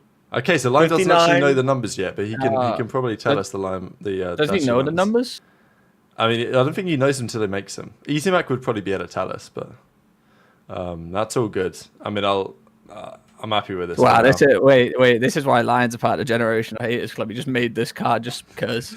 Yeah, just because exactly. Yeah. He said, Kenny, yeah, no problem. I'll make that one. Dashy 71. That's just Oh, guessing, though. It's just guessing. Yeah, I think Dashi will be lower than that. That's, yeah, I Pred think will be higher than I think Dashy, Pred will be I reckon. higher, but Pred did have a horrific most recent series in actually Ravens, like right? every single way. Yeah, against Yeah, Ravens. 'cause the other two games, he's actually been like fine. Oh, Lion said he's going to grab the rating. All right, yeah, I'd be interested Well, to know. whilst he does that, let's talk about it because listen, it's like I said, when they bring Pred in, I feel like there's going to be something up, and me and Enable have both said something may be up. And if you guys don't, if you guys don't watch Enable, you should go watch his streams after the matches and stuff like that. He just solo, well, he does it with people in a call, but he goes and watches the maps back and gives a take on it. And he's he's got a good insight. But listen, this OpTic team, it's what I said. They brought Pred in, and something's up. Something's up. I don't know what, but something ain't right. Because It's these tough for it guys to be are- all sunshine and rainbows now, anyway. do you know? Even if everything Yeah. was okay, like it Thing ain't is, they've okay got- now. Yeah, the thing is, they've got worse as well, like, as the week's going on. Like, the first match against FaZe, like, outside the control, it really wasn't that bad. Mm. Then you have the Rocker match, not great. This weekend was terrible. I mean, like, they just got destroyed. Yeah, they just played so bad. Obviously, Crim's been talking watch about that it. hard point. All they did, yeah, is one by one, one by one, one by one. The whole map. I swear You they know, just lose full, man. I don't get Are it. they even the thing is though, last year I know it's a lot different, but they actually had like really good resilience. Yeah. Like they would come back. All this year they just look. Yeah. This game is not one where one person can necessarily just take over. Like that's one thing I've noticed. If you're trying to solo push something and just try to make a hero play, you actually can see it if you go back and like even like Enable does, go watch a match back. Go look at some of the routes Shotzzy takes. They don't work as well. At least not yet, right? It's a new team. They're still figuring out the game together. There's certain routes people are taking or challenging 1-on-1 or 1v2, 1v3. They're just running at things. They're not cohesive yet. Their timings are off playing with each other. You can see it. It just feels wonky and out of sync. That's got to change. It's going to take time. That's But to I be will expected. say that, like, Not I this will bad. say though that these they're playing as if you're watching eights, and that's another thing that I don't like at all. It's not cohesive COD. It's not teamwork COD. It's not professional COD. It's as if they're not taking it lightly. They're trying to win, but it's just they're not playing for the win. As Shotzzy was so, as that team was so much saying like no one plays for the win. Yeah, right now you guys aren't playing for the win, so y'all got to get it together quickly and get this cohesion going before this gets worse and worse. When you watch them, you'd presume they're not calling out. No, No, just no. Like No, listen. They're not playing as a team. There's no teamwork. There's no nothing. It's just straight up run, die, run, Yeah. die, run, die. yeah, literally. If someone said to me, if someone walked in there and was like, all four of you should just, all three people just run the same way, just fucking get a trade, it would look way better than what it does now. It literally looks like four people are just hitting shit for some reason. Pred diving in hills by himself after he makes a kill trying to get a world star two-piece. Shotzzy taking a long route. Dashi being left in hill. Kenny, rotating or Kenny whatever like that. It's it's actually insane of how, like, they just don't look like they want to. They don't look like there's a game plan going into a They map. look like they don't want to play together. That's what it looks like. It looks like there's no gameplay going into a map. And No, someone said, Torch said something earlier. He said it looks like it could be an internal thing at this. I believe so. I truly do. I don't. Again, every day you still watch people's stories and stuff. People are out playing pickleball together and stuff. I don't think it's internal. I think again, it's just. Well, it's people not are- Internal doesn't Not the necessarily SMGs. mean they don't like each other. Internal just means to me that internally with their they might like each other, but there's got to be something where someone don't like playing with each other, or and I'm not meaning like that, the play style or something. There's got to be. I mean that we talked about a little bit. Kenny and when he had that video and he was showing what other people were doing that was causing him to die. I don't know, Trey. You've been a part of quite a few Hell teams. nah, I'm not doing If that. I'm losing my goddamn mind seeing that. Hell no, there's He's not a not- hope in it. he was just saying it about the guy they dropped anyway. For the most part. Listen, all I'm saying is I am not for one moment going live and sitting there and going, you know what? You see these two deaths here? That's because of that teammate over there. That wasn't me. Yeah. That was nothing to do with me. All right. Live on stream It's to not the 'cause I got group. shit on. Live It's on not 'cause I got stream. shit on. Now that's generational hating. That is, I respect that. Kenny might need to join the show, special guest. But yeah, shout out the couple of donos you just got, as Mark says as well. What are the factors that contribute to an elite player being watched? We'll get to that in a second. Do want to say, lineman card apparently for Dashi is a 74, which feels pretty high, but apparently good control damage, good first bloods, so he gets away with it. But, obviously it's a I think you lineman guys card are- at the end of the day. I was gonna say you guys are gassing it too low. Like I mean, I was just more taking it to the point where they haven't won a fucking map. Mark's question is interesting, right? Because talking about why players become washed up in COD. And obviously it's relevant to the Kenny discussion just I don't because think Kenny's washed I up, don't though. think Kenny's washed up. I don't He's think won that's champs last true. year. Exactly. He just won champs last year and he's also like 25. So I don't think he's washed up, but equally people will be saying, well, he's had slumps before. Is he ever going to get out of this slump? People are going to say the same about Dashi, to be fair. Although I don't think anyone's actually saying Listen, that if Teach could seriously. get out of his slump of being like... Yeah, crap for exactly. 3 years, Yeah, that's a great point, actually. I think There's most no of the league slump. were convinced There's- that Tej was There's was no cooked. slump. It's how you are on your team. No, that's what we mean, though. And they, Oh, and yeah. the TJ Halley was going bouncing team to team to team to team, and guess what? You found a fucking team he likes playing with. yeah, No, agreed, it's- 100%. There's no fire. Everyone fire. No, I don't know. I think the team's fine. I don't know. The team's in a weird spot where everyone's just like a lot of criticism. It's a lot of volatility. You got a lot of people with a lot of pressure on them. AG's back. There's a lot of pressure on him to perform. If he doesn't perform, can he go back out for Hook? Like, there's a lot of dynamics of this team that make it tricky. But in my eyes, nothing. There's no shot call. There's no blow it up. There's no what's Ken doing this and that until Major 2. You got to get through this cycle, get to the end of it, and man, knowing OpTic, they might get top 8, top 12 and still stick it out just because that's how OpTic works sometimes. But I think until that point, nothing's going to happen. We can think what's happening or it's internal or this and that. Playstyle issue, I think, is definitely the only thing I would put some validity in. Because from that video, that's the actual proof that somebody clearly has a certain way to play the game and his teammates aren't following that way to play the game. And he's saying it's the reason he's dying, which I'm sure his teammates would not agree with. So internal to that degree is the only thing where I see maybe Ken and the team and the ways they want to play the game aren't meshing exactly. And they've been here before, let's not forget. Maybe not this bad, but they have been here before and then they went and won champs. Like, Yeah. obviously they're horrible at the minute, but people acting like they need to go make a change now is just silly. Like, I know they've already made one this year and that is whatever, but you don't give up on the champs winning roster this early.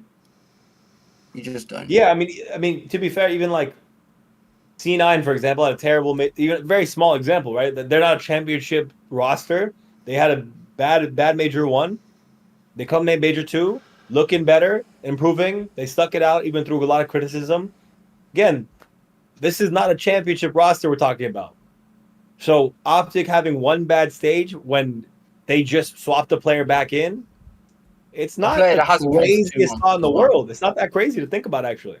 Yeah, and a player that hasn't played for 2 months, like Well, it was always gonna take time. that's not a good take just because he's right now arguably their best player. So like, I mean, let's not say he didn't play for 2 months. He Well, just he didn't play hadn't- pro scrim. So Oh, we're talking about a come on. professional player He here was that was playing playing every Aussie single- ranked Ranked play, and play it is looks not the like he's same. still playing No, it but based on his you performance this hang weekend. hang on.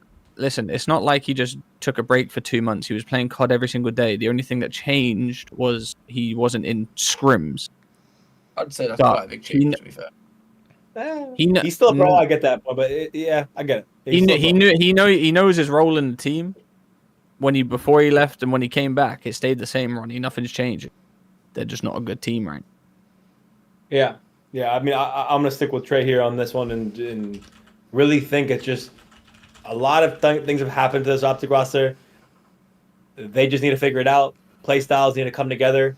And again, like I said, the AR duo is struggling. The subs are performing decently. It's just another example, man. It's another example of the AR is struggling, man. They gotta figure out that this slower play style of being methodical, like Kenny likes to do. In this game, sometimes you just gotta head bash some shit and trade with your teammate. That's just how it works. Small maps. This is my thing about them as well. We're talking Dashi, Kenny, Pred, Shotzzy on the paper against Estriel, Geo, Nero, and Paul, and they couldn't win a map. On paper, talent-wise, you're not even thinking twice. Realistically. So, and it's not like I said, it's not like Pred went there and came back and got shit on it. It's like he's dropping .3s, like he doesn't know how to shoot his gun. There's just something going on. And it's like last year when they had the worst major 4 of all time, and I even called them to get top 12. They came out and won champs. So it's not like they can't do it again, but we can only talk about what we're seeing right now. Yeah, 100%. We've got to talk about this, right? Because this is my next take. So Crim6 was on stream yesterday, and he was giving his thoughts on the mistakes that OpTic were making, and there were plenty of them, right? Like his opinion after this series was that he thinks the player that played the worst in this particular series was Pret. The decisions that he made, and you can, if you actually watch the minimap in this series, there are some highly questionable decisions being made. Crim even went as far to say that if he was playing on this team, he would instill a perimeter around the hard point on certain rotations and say, hey, AG, you stay within these areas of the map, because he was making some pinches, he was trying to play some flanks, often he was leaving his team out to dry. I think it was this map, maybe it was map 3, where I think Kenny didn't have a great map, but he had something like 11 assists or nearly 10 assists. Pred had like 3 assists. And okay, maybe that's a bit of an arbitrary number, but the point still stands that Pred did not seem to be playing, especially with his team, this map. And clearly there's major issues. Now, OpTic have been through this type of thing before. This is honestly how OpTic were playing last year during Major 4 when they had their absolute stinker. Yes, they just won the event before that, so they had confidence they could get back to that point. This time it's not going to be quite so the same, I wouldn't imagine. The World Championship is just around the corner as it was back then. This time, who knows what they're going to do. But last year, they maybe brought an accuracy or maybe they didn't, whatever. He helped them out in those situations. This year, you've got Crim, the greatest player of all time. Yes, he hasn't played this game professionally. Yes, he's been racing behind the scenes. But OpTic, if there's any team that have the firepower and the resources to help a team like this get back to where they want to be, surely it's OpTic. Yes, you've got FaZe with a couple of coaches. Yes, you've got analysts elsewhere in the league. But let's not forget, OpTic have Scump, Crim, Formal and Karma all still working for the org. Karma's their coach. JP is the analyst. Crim is obviously still thinking about COD the right way based on the analysis that he was given. I know that Scump isn't necessarily going to get involved and Formal's playing Halo, fair enough. But it blows my mind a bit that the team seems so clueless and you've got Crim live on stream kind of calling out some of the mistakes they're making. And yet, are they going to say, all right, Crim, like maybe stop in, maybe let's actually talk about this, bring Crim into the team for a little bit. I don't know what's going on there, but people are talking about it. The fans are talking about it to say, look, OpTic might need some additional help in this department, which says one of two things. Either Karma ain't doing his job right, which is a problem, first of all, or they're not utilizing the resources they have at their disposal, which also seems like a bit of a mistake. In the same way that Thieves last year, I felt like it had at least some value that Octane was still with the org. And maybe he wasn't really helping the team with much, but like it could be valuable to have someone like that at least in the building on occasion. And OpTic have it right under their fingertips, right? But yeah, it doesn't seem like it's helping. I don't know how much you're gonna get a player like Crimsix to come in and start whipping people into shape. I like the idea of it, obviously, but to some degree, I mean, to take that's been said on the show before, but someone needs to command the room and get everyone to like just focus on one style of play, accept this is what we're doing, and like accept the system, because clearly everyone's. I feel like people are on different pages, and you could just see it. You could see people on different pages, and that's causing, a team with this much talent wouldn't look this bad unless there's systematic issues going on with how you're thinking to play. No other reason. You shouldn't be losing to Rocker for any reason besides you didn't just wake up. It's not a series they woke up and they were like, we don't want to win this series. They woke up trying to win the series and still lost it. So someone's got to take over the room. Someone's got to become the commander. Someone's got to be the one to call the shots and lock in there. That's really what I think it's going to take. Whether that is they pay an extra band to Crim to come in and do it, whether hypothetically they can't do it with accuracy hypothetically anymore because, he's head coaching another different team. But hypothetically, of course. But they've got to think of somebody to come in and just give a talk and get everyone riled up to focus on one way. Because honestly, like even like an Illey or a fellow, like someone like that. They're not. Illey and fellow is not going to work. I mean, fellow. There's no point bringing anyone else in to help in that aspect. They've just won champs. We're not talking about it like that. I don't think Crim coming in is going to help them. I don't think anything like that. They got Damon, they got JP. You see what they do. They're great. It's just that they're in a slump, and either they believe in themselves to get out the slump like they did last year, or they're just going to keep dwindling down until they make a change. What I will say is, though, when I was watching this video that Rab's playing right now, I watched it. Pred was absolutely useless on this goddamn map. And I feel like if you watch Pred's arrow recently on some of these maps and modes, you'll see that like what he does is kind of useless sometimes. It's like rank if play. Not majority of the time. It's like running headlessly like rank play. Now I don't know how like we blame Kenny for bad KDs and stuff like that, but if we're looking at mini maps, like you really pay attention to Pred, he's doing nothing a lot of the time.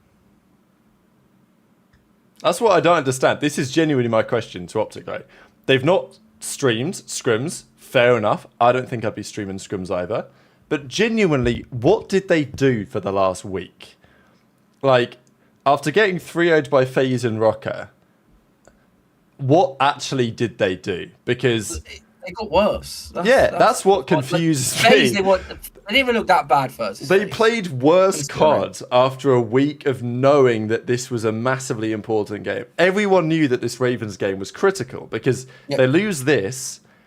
Making winners at their own major is looking very doubtful at the moment. They're gonna get their rings in losers. They're gonna get their rings on the Friday, coming out for their losers match against the bloody Florida Mutineers or whatever. It's not gonna be Florida, right? But I'm saying, right? They're gonna come out on Friday. Like that's how it looks because they're currently 0-9 map count. Even if they get to 3-4, their map count's still gonna be terrible. Like they're gonna lose all the head-to-head tiebreakers and stuff.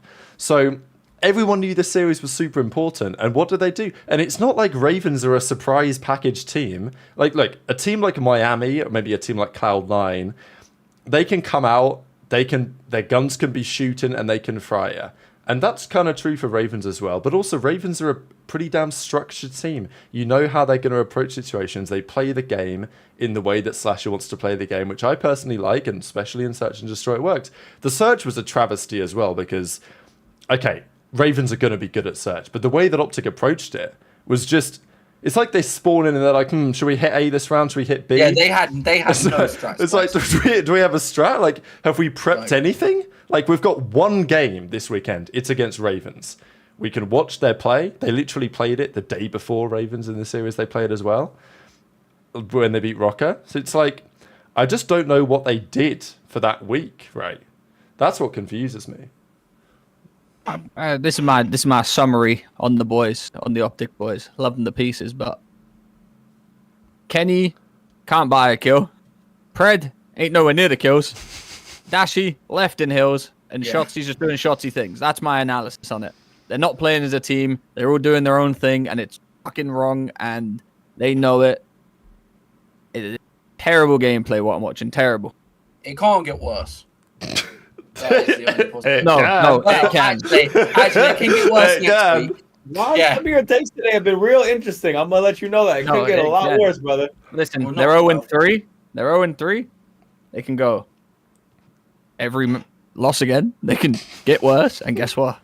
Play Vegas Falcons at the minor. It can certainly get worse. It can absolutely get worse, To be right? fair, they actually look no better than Falcons in hardpoint. Like, they literally look exactly the same, to be fair. So, who knows? Maybe they could lose. Oh my god, man. Could you imagine they lose that map 1? They might make a change mid-series. The thing is with OpTic, when you watch him play, especially watching that series, and they've done this before, but it was especially true this series, it's like they made some mistake. They didn't start the game completely terribly, but they made some mistake, and then they were like, it was just reset to default settings, so they all just do what they want to do on the map at all the time, and it doesn't work as a team, right? They give up after the P3. Yeah, they literally looked like they gave up, and they were just like, screw this, we'll just play, like, we'll just run it down. Like, that's how it looked like OpTic were playing. But they were just like, we'll just, Pred will hit the flanks, and Shotzzy will go for trick shots out of windows. Yo, boys, me and Ken will rotate. Pred will hit a flank around the fucking map. Shotzzy will hit another flank. Guess what? The boys are dead nil. Kenny's off spawn into a 15 death streak. Yeah, this fucking class gameplay. Yeah, it's fucking mint. The thing is, Dashy's been following. And you know what? We'll do it for the next 2 series. Yeah, we're gonna keep it. We're gonna keep it moving. We ain't gonna win a map. We're just gonna keep it moving because that's what we do over here. We just keep fucking moving. $10 from Tip as well. Love that. Jawline's looking clap. $10 for your jawline. $10 for the jawline. After the great reset. I mean, it's looking Gotta love good. that. Ace's jawline's looking good. Gotta love that. I'd tip it. Nah, Appreciate I you, Tim. lost mine. These McDonald's orders are tucking me in. I've been cooking with the donuts, by the way. Appreciate all of you listening and tuning in today. Yeah, Rafi as well with the 20. Yeah, Rafi with the 20. Thank you so much. Shout out Rafi, absolute legend best. of the team. Appreciate it, man. Yeah, appreciate every single one of you guys. But yeah, as Faded Line says, Drazingham take OpTic probably by himself. I mean, this is the approach that the teams are taking right now. Roxas is in the chat as well. Maybe that's who OpTic needs. Maybe OpTic need a change, Ace. Maybe they need to bring in someone with some tenure in this league. See, Solo gets it. OpTic and Manchester United, terrible gameplay. OpTic are now the Manchester United of the CDL. No. Okay, no idea. That's that's one joke. I don't want to make that's making some serious implications. Are we talking about fraudulent coaching staff? Are we talking about fraudulent budget cuts, management decisions? Are we just talking fraudulent about gameplay, budget just cuts? fucking on the pitch gameplay, on the protocol gameplay. Legacy club. We've got Rasmus Hoyland and Xerxes up front, which is Kenny and Dashy right now. Yeah. Oh dear. Shotzy's a bit of Bruno Fernandes, just sat there trying. He's a good man. Bruno, he's a good man. Works hard. He's a real runner. The OpTic fans are hoping that Kenny isn't Casemiro. They're in big trouble if he is. Kenny might be Phil Jones. Now they're in real big trouble because he ain't leaving either. Phil Jones. He ain't leaving. 90% of the Americans in this stream just left because this is what we're talking about right now. I mean, we actually cooked on that, though, I think. Yeah, we cooked. Dunk a basketball, okay? Let's go. Well, they play the Falcons. We've got to talk about it. Before we get to that, actually, what about Yo-Yo Yoda? Is it time? He did this tweet, 22nd of Feb. This is Listen, after I'm getting OpTic lost. sick of it. Getting sick of it. He's not even been good in challengers. I'm getting sick of it. Really am. He's got a 1.3 in search and destroy. And I also hate this when someone loses. It's he knows what He's OpTic doing lose. this He to just his old teammates as well. yo yo Yeah. yo. I hate this shit. You think this is good? Like, you think Hex is seeing this? Nah, being if like, sound. Hex is seeing this Shotzzy's like seeing that. Hex is seeing this like you ain't gonna make us better. Yeah, that's what I think. Unfortunately, for Illey, he ain't been good don't enough think to there's a chance justify a that move like this. Even if he did, does anyone think that Illey's good enough to be in this OpTic right now? Is he good I enough don't to even be care in if the he's not league? good or Is my not. question. I think OpTic care a lot about optics.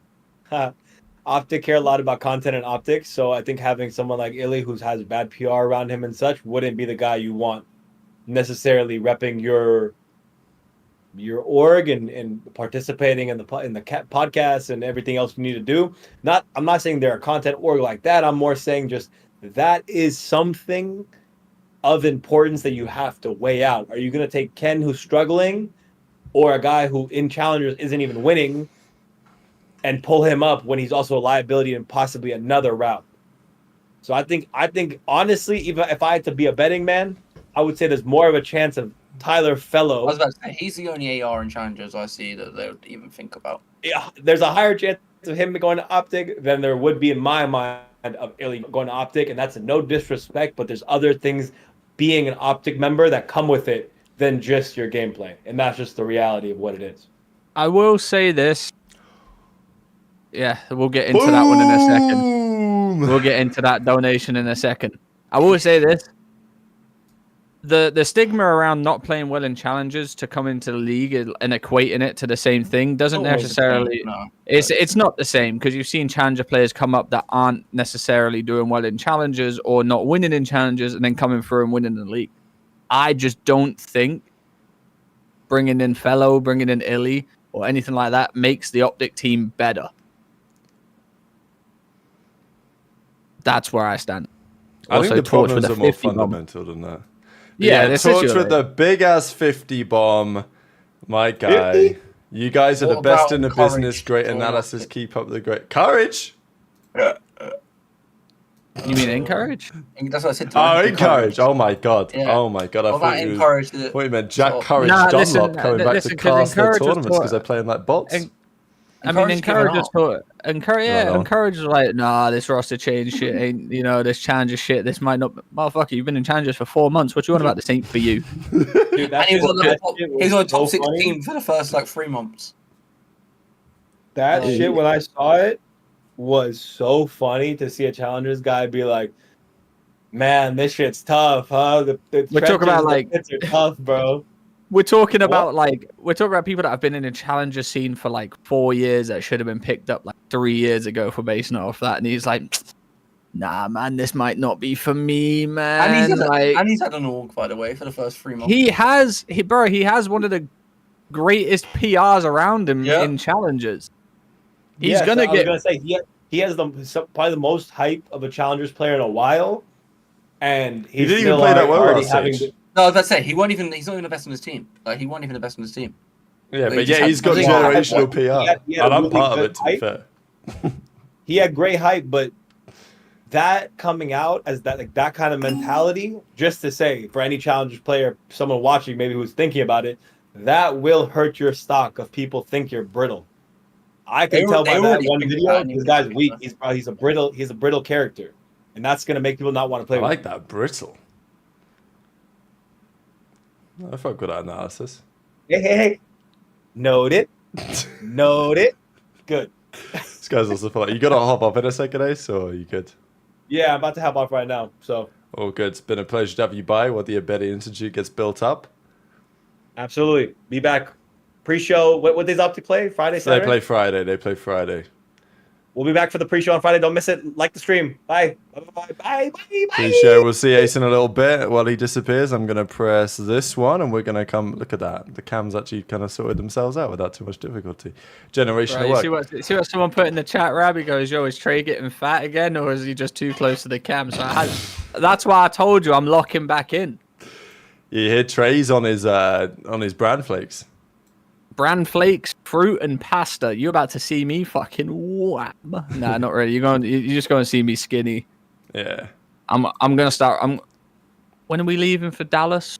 2 weeks or so. Yeah, it's gonna be 3 weeks. Call it 3 weeks. 3 weeks. Yeah. Well, listen, I'm about to start running. You're about to see fucking prime Trey at Dallas. Come on. Hide your wife.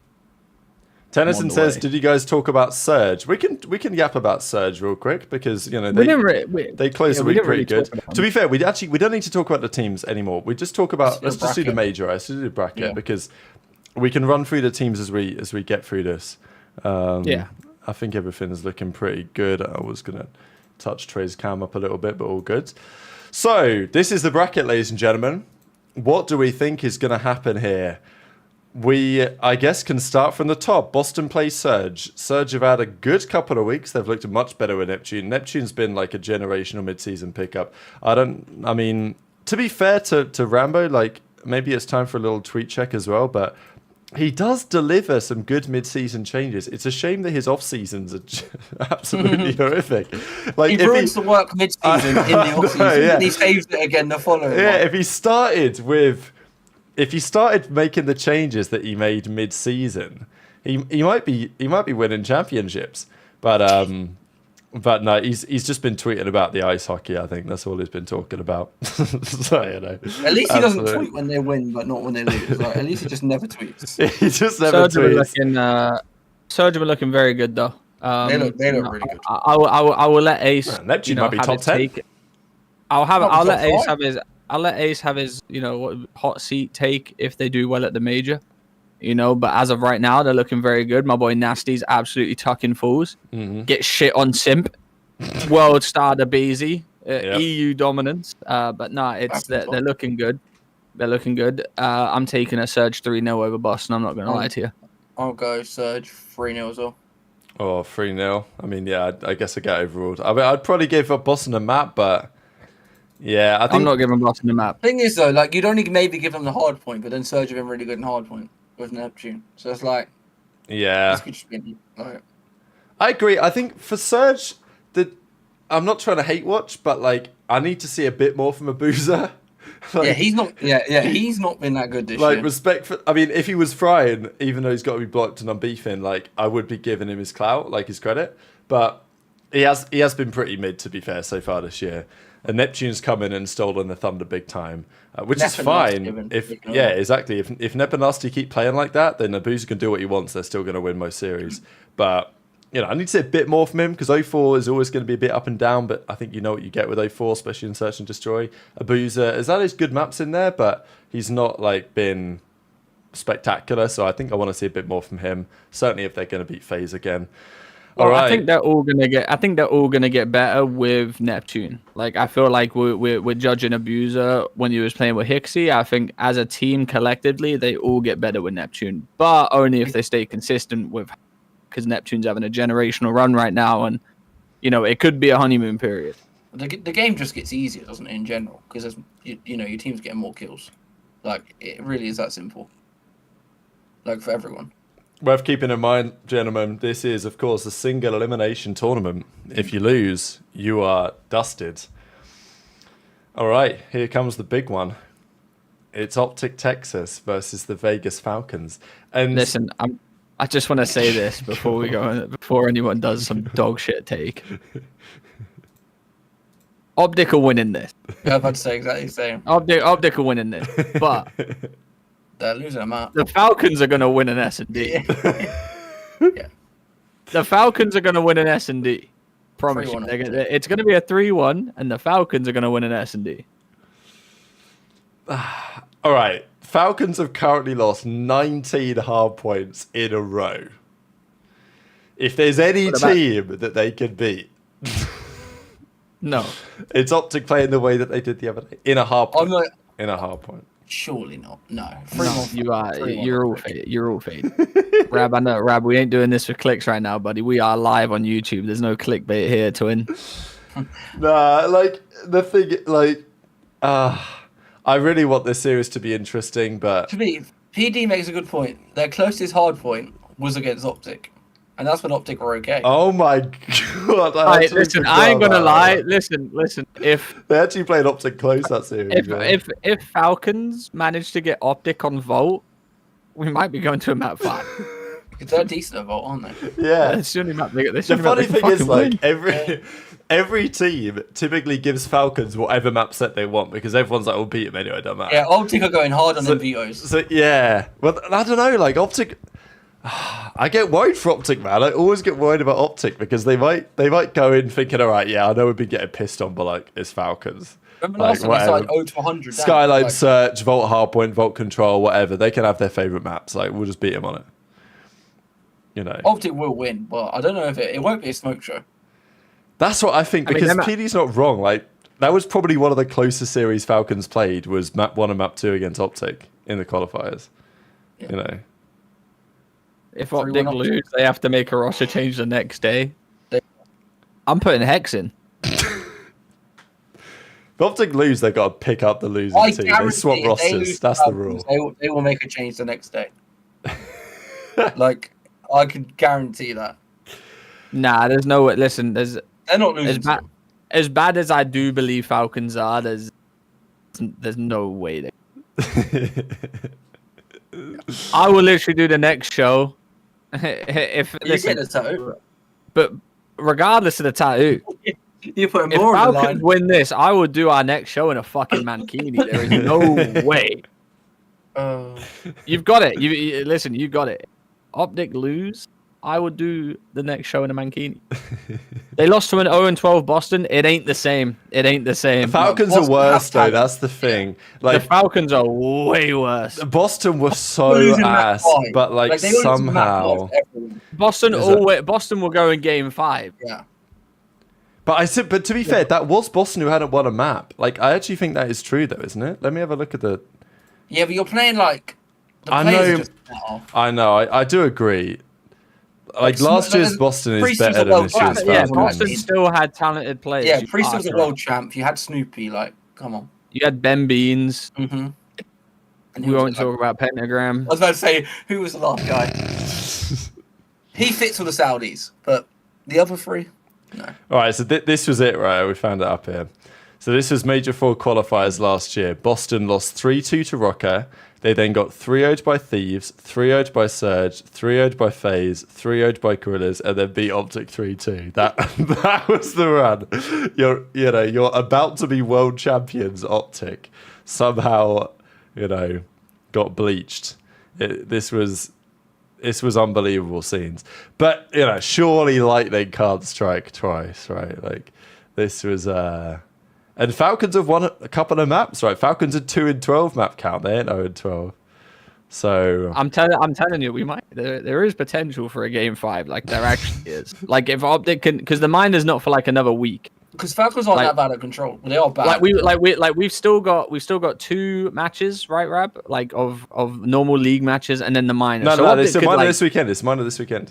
minor this weekend. Yeah. Which I don't And know if then it makes it matches better or after. worse, but like I think Oh yeah, minor this weekend, and then the matches. yeah, exactly. But I think it's like Falcons have a whole week to prep for this, man. And OpTic ain't prepping for this. You know what I'm saying? Like they bloody OpTic, better prep for them. but like are OpTic really prepping for Falcons? No, man? OpTic are prepping for OpTic. They're not. Yeah, Listen, they need to. you wouldn't catch me watching. They're not watching. You wouldn't catch me watching a Falcon VOD before I play them. Let me tell you that. I'm fucking smoking some hashisha and sipping on the finest fucking. I feel like if Karma's getting them, Maybe to go that's over maybe Falcons that's VOD, why I retired. they to be probably honest, though. thinking Maybe they're that- chalked though, right? Like if you're seriously going over Falcons VOD But before the series, it could also be vice versa. Falcons be like, I'm not watching their VOD. They can't even win a fucking match. Falcons are prepping for Toronto round 2. Yeah. No, but I guess that's my point, right? They're like, OpTic are probably thinking, all right, I beat Falcons, it's Toronto that we've got to think about. But obviously Falcons, they're putting their life on the line for this. The thing is, as you say, Falcons haven't gone to a Game 5 yet. My fear is that if they got to a Game 5, especially against OpTic, they would just shit themselves and collapse. Like, it would be a complete crumble, wouldn't it? That's the issue, right? I mean, OpTic have multiple world champions on their roster. Like, there's just no way. There's no way. How many maps are we giving Falcons, man? How many maps? One? I'm giving them one. I'm giving. Okay, we'll give them one map. We'll give them one map. Yeah, but OpTic win it 3-1. I think that's fair. We're not going to be too outrageous here, gentlemen. Like, you know, we'll keep it on the straight and narrow. The next series is interesting, actually really interesting. Rocker play New York. I don't know who's going to win, but I think it's going to be a Game 5. I'm going Cloud9, Game 5. I think I'm going to say the same. I've been impressed by Cloud9. Rocker, I don't know. Weird, right? They've been good, but they are just weird, right? Yeah, they are weird. They're just middle of the pack, I think. I'm taking Rocker Game 5. All right, we need the chat to give a decision on this then. If you're in there, Simeon, we need a poll in the chat. Rocker versus Cloud9. Because I think we're all thinking Game 5 here. I don't really know what to call it. It's just because Cloud9 have only got good very recently. Whereas Rocker, yeah, that's my point. They did lose to Surge last weekend. I feel like yeah, but Surge maybe overlooking that. No, for sure, but like. Listen, they lost to Rocker at the major, actually, didn't they? The Cloud9 run isn't that spectacular. That's my point. Like, they're not. It's not that spectacular. And maybe there was server cheese going on there. It's funny how no one tweets about that one, eh? What? The servers, but then when they had it. Oh, I remember that now, actually, yeah. Boston are just good, like, they're good PR trained little sheep, though, on the Boston team. They don't tweet anything, do they? Like, they don't tweet anything, like, you know, they don't want to be on a tack grab thumbnail, like, okay, whatever, I get it. Like, give me some drama, you know what I mean? You might keep your spot. Devin says, I've got no faith in attach. Oh, let's go. Kim's in the chat. What's good, Kim? The poll's got C9 up. Good Wait, Kim's in the chat? Oh, my God. Why does she do this? Well, I'm taking Cloud. I already said I'm taking Cloud9. So, yeah, but like I said, I'm taking Minnesota, but Kim knows I love her to pieces. But it's going to be a grueler. We're going Game 5. I think it, yeah. I mean, look, it's Attach's former org as well. So hey, listen, I will say though, if Cloud9 do smoke these two, like they are actually on like a smoke show. Yeah, agreed. Because it's the 3-0 against Toronto that's impressive. I know that was a bit of a weird series, but no, they're fraudulent to me right now. Toronto fraudulent? Ultra are weird, right? I agree. No, Ultra are weird, but like they have to get loads. And listen, that's their only win that you're like, wow. We was hanging out with Bean's mum at the major. You know, we saw her. She gave us that stern look, Rab. You know, you know, stern look. But they're a bit fraudulent right now. I thought she was trying to beef with me at first, but so did I. I was scared. I get scared when the parents get involved. Beat my ass. They have like, they're just about it. Yeah, I respect. I will say I am love from the parent. I'm love from the parental community though. I've not had any beef with I've not had any beef with no parents yet, so I'd like to keep it. Yeah, agreed. Let's keep it moving. What game's next? Chat looks like they're going to lean Cloud9 on this one. Yeah, there it is. Cloud9 wins 60% of the vote. So okay, we're gonna take them in 5.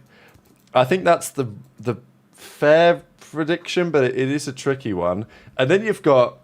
I mean, this is pretty interesting, isn't it? I don't know what team Gentlemates are going to turn up with for this series, but Gentlemates are losing fucking regardless. But I think they're losing. I mean, how many maps are they giving them here? Heretics are a good team. Yeah, Heretics are legit. Heretics are 3-0 in them. I think I'm giving them a map. Yeah, I'll give them a map. No. After the last time they played, they went 5-2 up in the S&D and they lost. I'm not giving them a map. 3-0. But I don't blame They're broken. They're breaking. Yeah, just Nick says Heretics 3-1. I mean, it don't really matter, does it? We're taking the win. No, it's no shit, innit? To be fair, it's more like we're beefing. It's more hating if we give them 0 maps, isn't it? So we've probably no. It's no. There's No. It's how is it hate if we're giving them a map? They've been getting fucking slammed. No, I'm saying like, you know, we take the slammage. Yeah, no, my point is like, people want us to be real on this show. They've been getting tough. Yeah, and also they're probably going to make another bloody roster change. They're going to bring Priester back in disguise. They're going to have 2 days of scrims with it. They're still going to win 2 maps of scrim. And then they're going to lose the tournament, then bring Skies back and say, fuck it. Like, yeah, and then they're going to pick up some from challenges that maybe they should have tried a while ago. All right, let's get this bracket moving. I've been needing to go to the bathroom for a good 30 minutes. All right. I'm locking it in.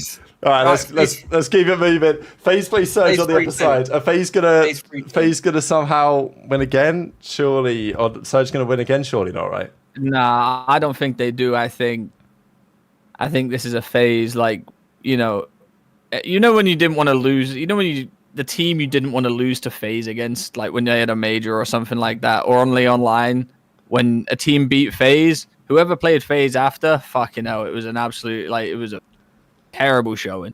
So yeah. I'm going for a FaZe 3-0.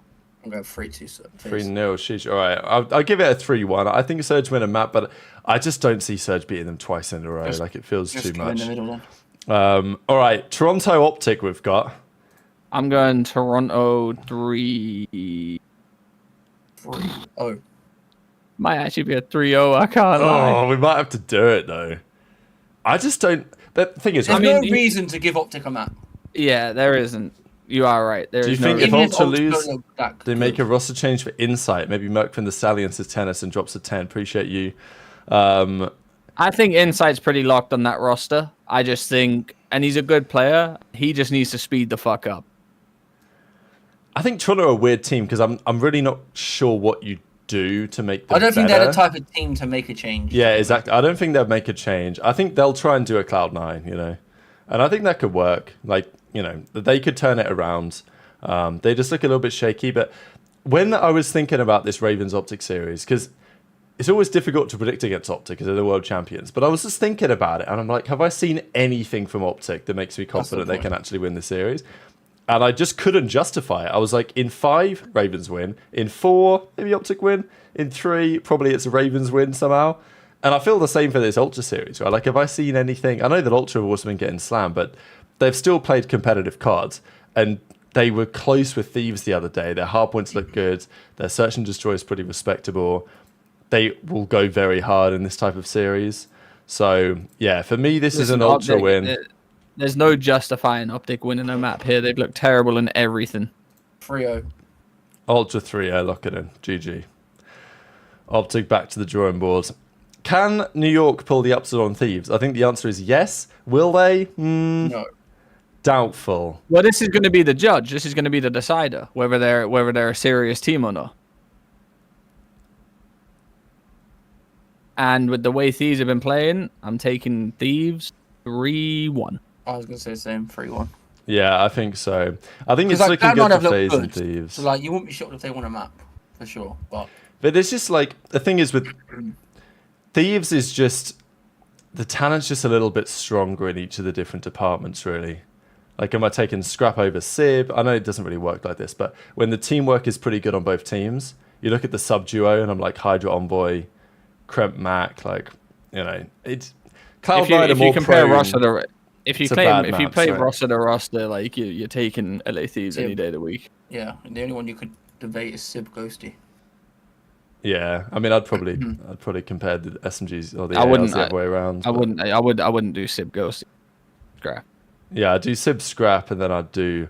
Wait, Ronnie, you're actually faded for that. No, sorry. I mean, like, you would take Sib over Ghosty, maybe. That's my point. Oh, if you were making like a hypothetical. Yeah, okay, I know what you're saying. Not bloody. Recency bias on that one, ain't No, I said the only one you could debate. Yeah, I think Cloud9 can definitely win, but in terms of like a favorite, Thieves. If you played this series 100 times, Thieves are winning like 70 times, maybe more. But Cloud9 this could win is for going sure. to decide how good they are, though. We've got. Are they really? Have they really figured out the problem, or have they just, got better at beating the teams that already suck? I gotta say, other teams just got worse as well. I think the maps will be close here, but Hydra had like a really good series against Toronto, and I think that's the scary thing. Like, we're kind of mid-stage 2 Hydra. Like, this is when Hydra starts to turn up in the season. by the time we get to the major. Yeah, because you doesn't know. he usually start off slow in the years? He has done, yeah. Historically, almost Yeah. every year Did he started last off year. slow. I think every year. We to got be honest, Ravens, he's Heretic. you know. I think that's a game 5 grueler. I mean, Ravens these lot came played fire. at the major, right? And Heretics won. Do they do it again? I don't Vivid know. One Eye, Gwyn Online. Yeah, Ravens. Listen, I I'm think, going to yeah, stop I the think Ravens are generational winning. hate train on the Heretics. I'm going to have to stop it No, they're actually because, decent. because they do look like a good team. Do they beat Ravens? I'm a big Ravens fan. I really am. Again, I think if you play this series 100 times, Ravens win like 60. 58 times or something like See, that. every time I go against Heretics, they win. And I I'm going know, to keep that train up because I actually like seeing them win. So I'm going to go Ravens game 5. Yeah, I'm going to- I think that'd be my call as well. Ravens game 5. It should be And a Miami cooler aren't a series. good S&D team either. Yeah, that's the other Normally. issue. Like they can win a respawn off any team, but in the search, yeah, Ravens are just a bit more consistent. And obviously, you've got the Gwyn online strat, so I think that's helpful. Yeah. I saw someone tweet out Gwinternet. Internet is pretty good. Yeah, yeah. People have been saying that It's quite not a even lot. like he's world's worst on LAN or anything. It's just the fact that he's literally god online. Yeah, and he was fried OpTic as well the other day. Yeah. All right, we've got 4 teams remaining, 2 semi-finals. We'll start at the top side, FaZe Ultra. Respectfully with this roster, Ultra never beat Yeah. FaZe. It ain't happening. Like, just should we chalk it up? Hot 3-0. Yep. Both of these will be like that, I reckon. Their time to beat FaZe was when it was on that hard point that would have determined the series at the major when it came down to the fucking hopping off hill 1 point situation. Oh, and the Vault, right? On the map 1. Yeah, Mhm. that was a time where like Ultra could have like Got them got in. into FaZe's head, but now I feel like I it's was just- on the desk for that series and I was gassing them up and I was watching that map Yeah, I in the remember they were stand, so close to absolutely mind blown. Because I genuinely was like, I actually had the faith and I genuinely think if they'd won that game 1, I wouldn't say they'd have won the series, but like it would have been interesting. Unfortunately, after that, it was a full collapse. Well, at Same least in the bracket. They've control, not it was looked the full same collapse. since that map 1, to be fair. Scream said same bracket as the flank yawn. What the fuck do you want us to do? Interesting, yeah, we've gone for the same bracket here. I mean, there's- I had Rocker over Cloud9. yeah, that everything is else is that great, is right? true. I mean, But like, to be fair, we're just picking the better teams. I mean, everyone's going to do that, right? Everyone fucking sucks. What do you want us to do? yeah, I mean, to be fair, I think the map counts almost here are a little bit more interesting than just the wins. I guess we can go back and afterwards we can look at this bracket and we can like pick where the upsets might potentially be. But I just don't really see. Thing is, Cloud9, if they started on a different part of this bracket, could make a serious run. But I'm just not sure. Yeah, if they were on That like the they'd be Optic thieves, you Ultra know. side. Yeah, Cloud9 could make a run. I think that they could potentially be in the semis or even make the final. But yeah, like just Thieves aren't losing to Ravens. They just piss slammed them the other week. 3-0. 3-1 Yeah, maybe. give them a map anyway. Yeah, make them feel better. Nah, I'm not even giving them a map. No maps. No map. All right, chalk it Actually, up. didn't they? Yeah, they lost 3-0 online the other day, didn't they? To them. They did, yeah. And then grand Yeah, finals, just go 3-0. 4-0 Thieves, easy, light work. Nade shot with the dub. Grand finals is tough. I don't know what the flank would have done. I'm guessing they went for FaZe. Come on, we know. Okay, Yeah. let's think about. Listen. Yeah, So at the major, they basically Neslo'd them. yeah. They beat him in 3 searches. I'm taking a Thieves win. Well, Flank I took agree. Thieves to win as well. No way Flank took the Thieves. I just think they're the better hardpoint team. And like online, anyone can win an S&D. They just need to win an S&D, Yeah. and they just need to win an S&D versus FaZe. And I think Thieves look like the better team all round. I just think FaZe might just edge it in terms of like composure, and that's where you get them. And that Yeah. helps because you've been a team longer as well. Like that's a natural thing as well. But I'm also happy with choosing Thieves purely because I want to see this rivalry all year of like, does they won the minor and then FaZe won the minor and then won the major. Do LA Thieves win the minor and then the major? You know what I'm saying? Like I'm intrigued to know because these aren't like matches; these are like tournament settings, so it does play a little bit different. And this, so best of 7 as well. So Yeah, best of 7 this time. I'm going 4-2 Thieves. Single a limb. I'm going 4-3 Thieves. I think I'd take. I mean, yeah, like obviously I've been outvoted. I think I would take FaZe. I just think they're so hard to look by. And yeah, the search is still probably a little bit stronger right now. Obviously, they lost to Surge the other day, which is questionable. But yeah, I think I'd take FaZe in 7, but I think Thieves in 7 or 6 is reasonable enough. It should be another banger series. Whatever Is you the pick bottom in this line. I mean, Yeah. you've also got to realize as well that FaZe reverse swept them at the major as well. Yeah. Classic Rab hating No, on LA. Yeah. You know how many? Saying they lose last map. How often That's I've been called a FaZe hater over these last few years. I finally pick them to win a tourney, and all of a sudden I'm hating on the other team. Amazing scenes.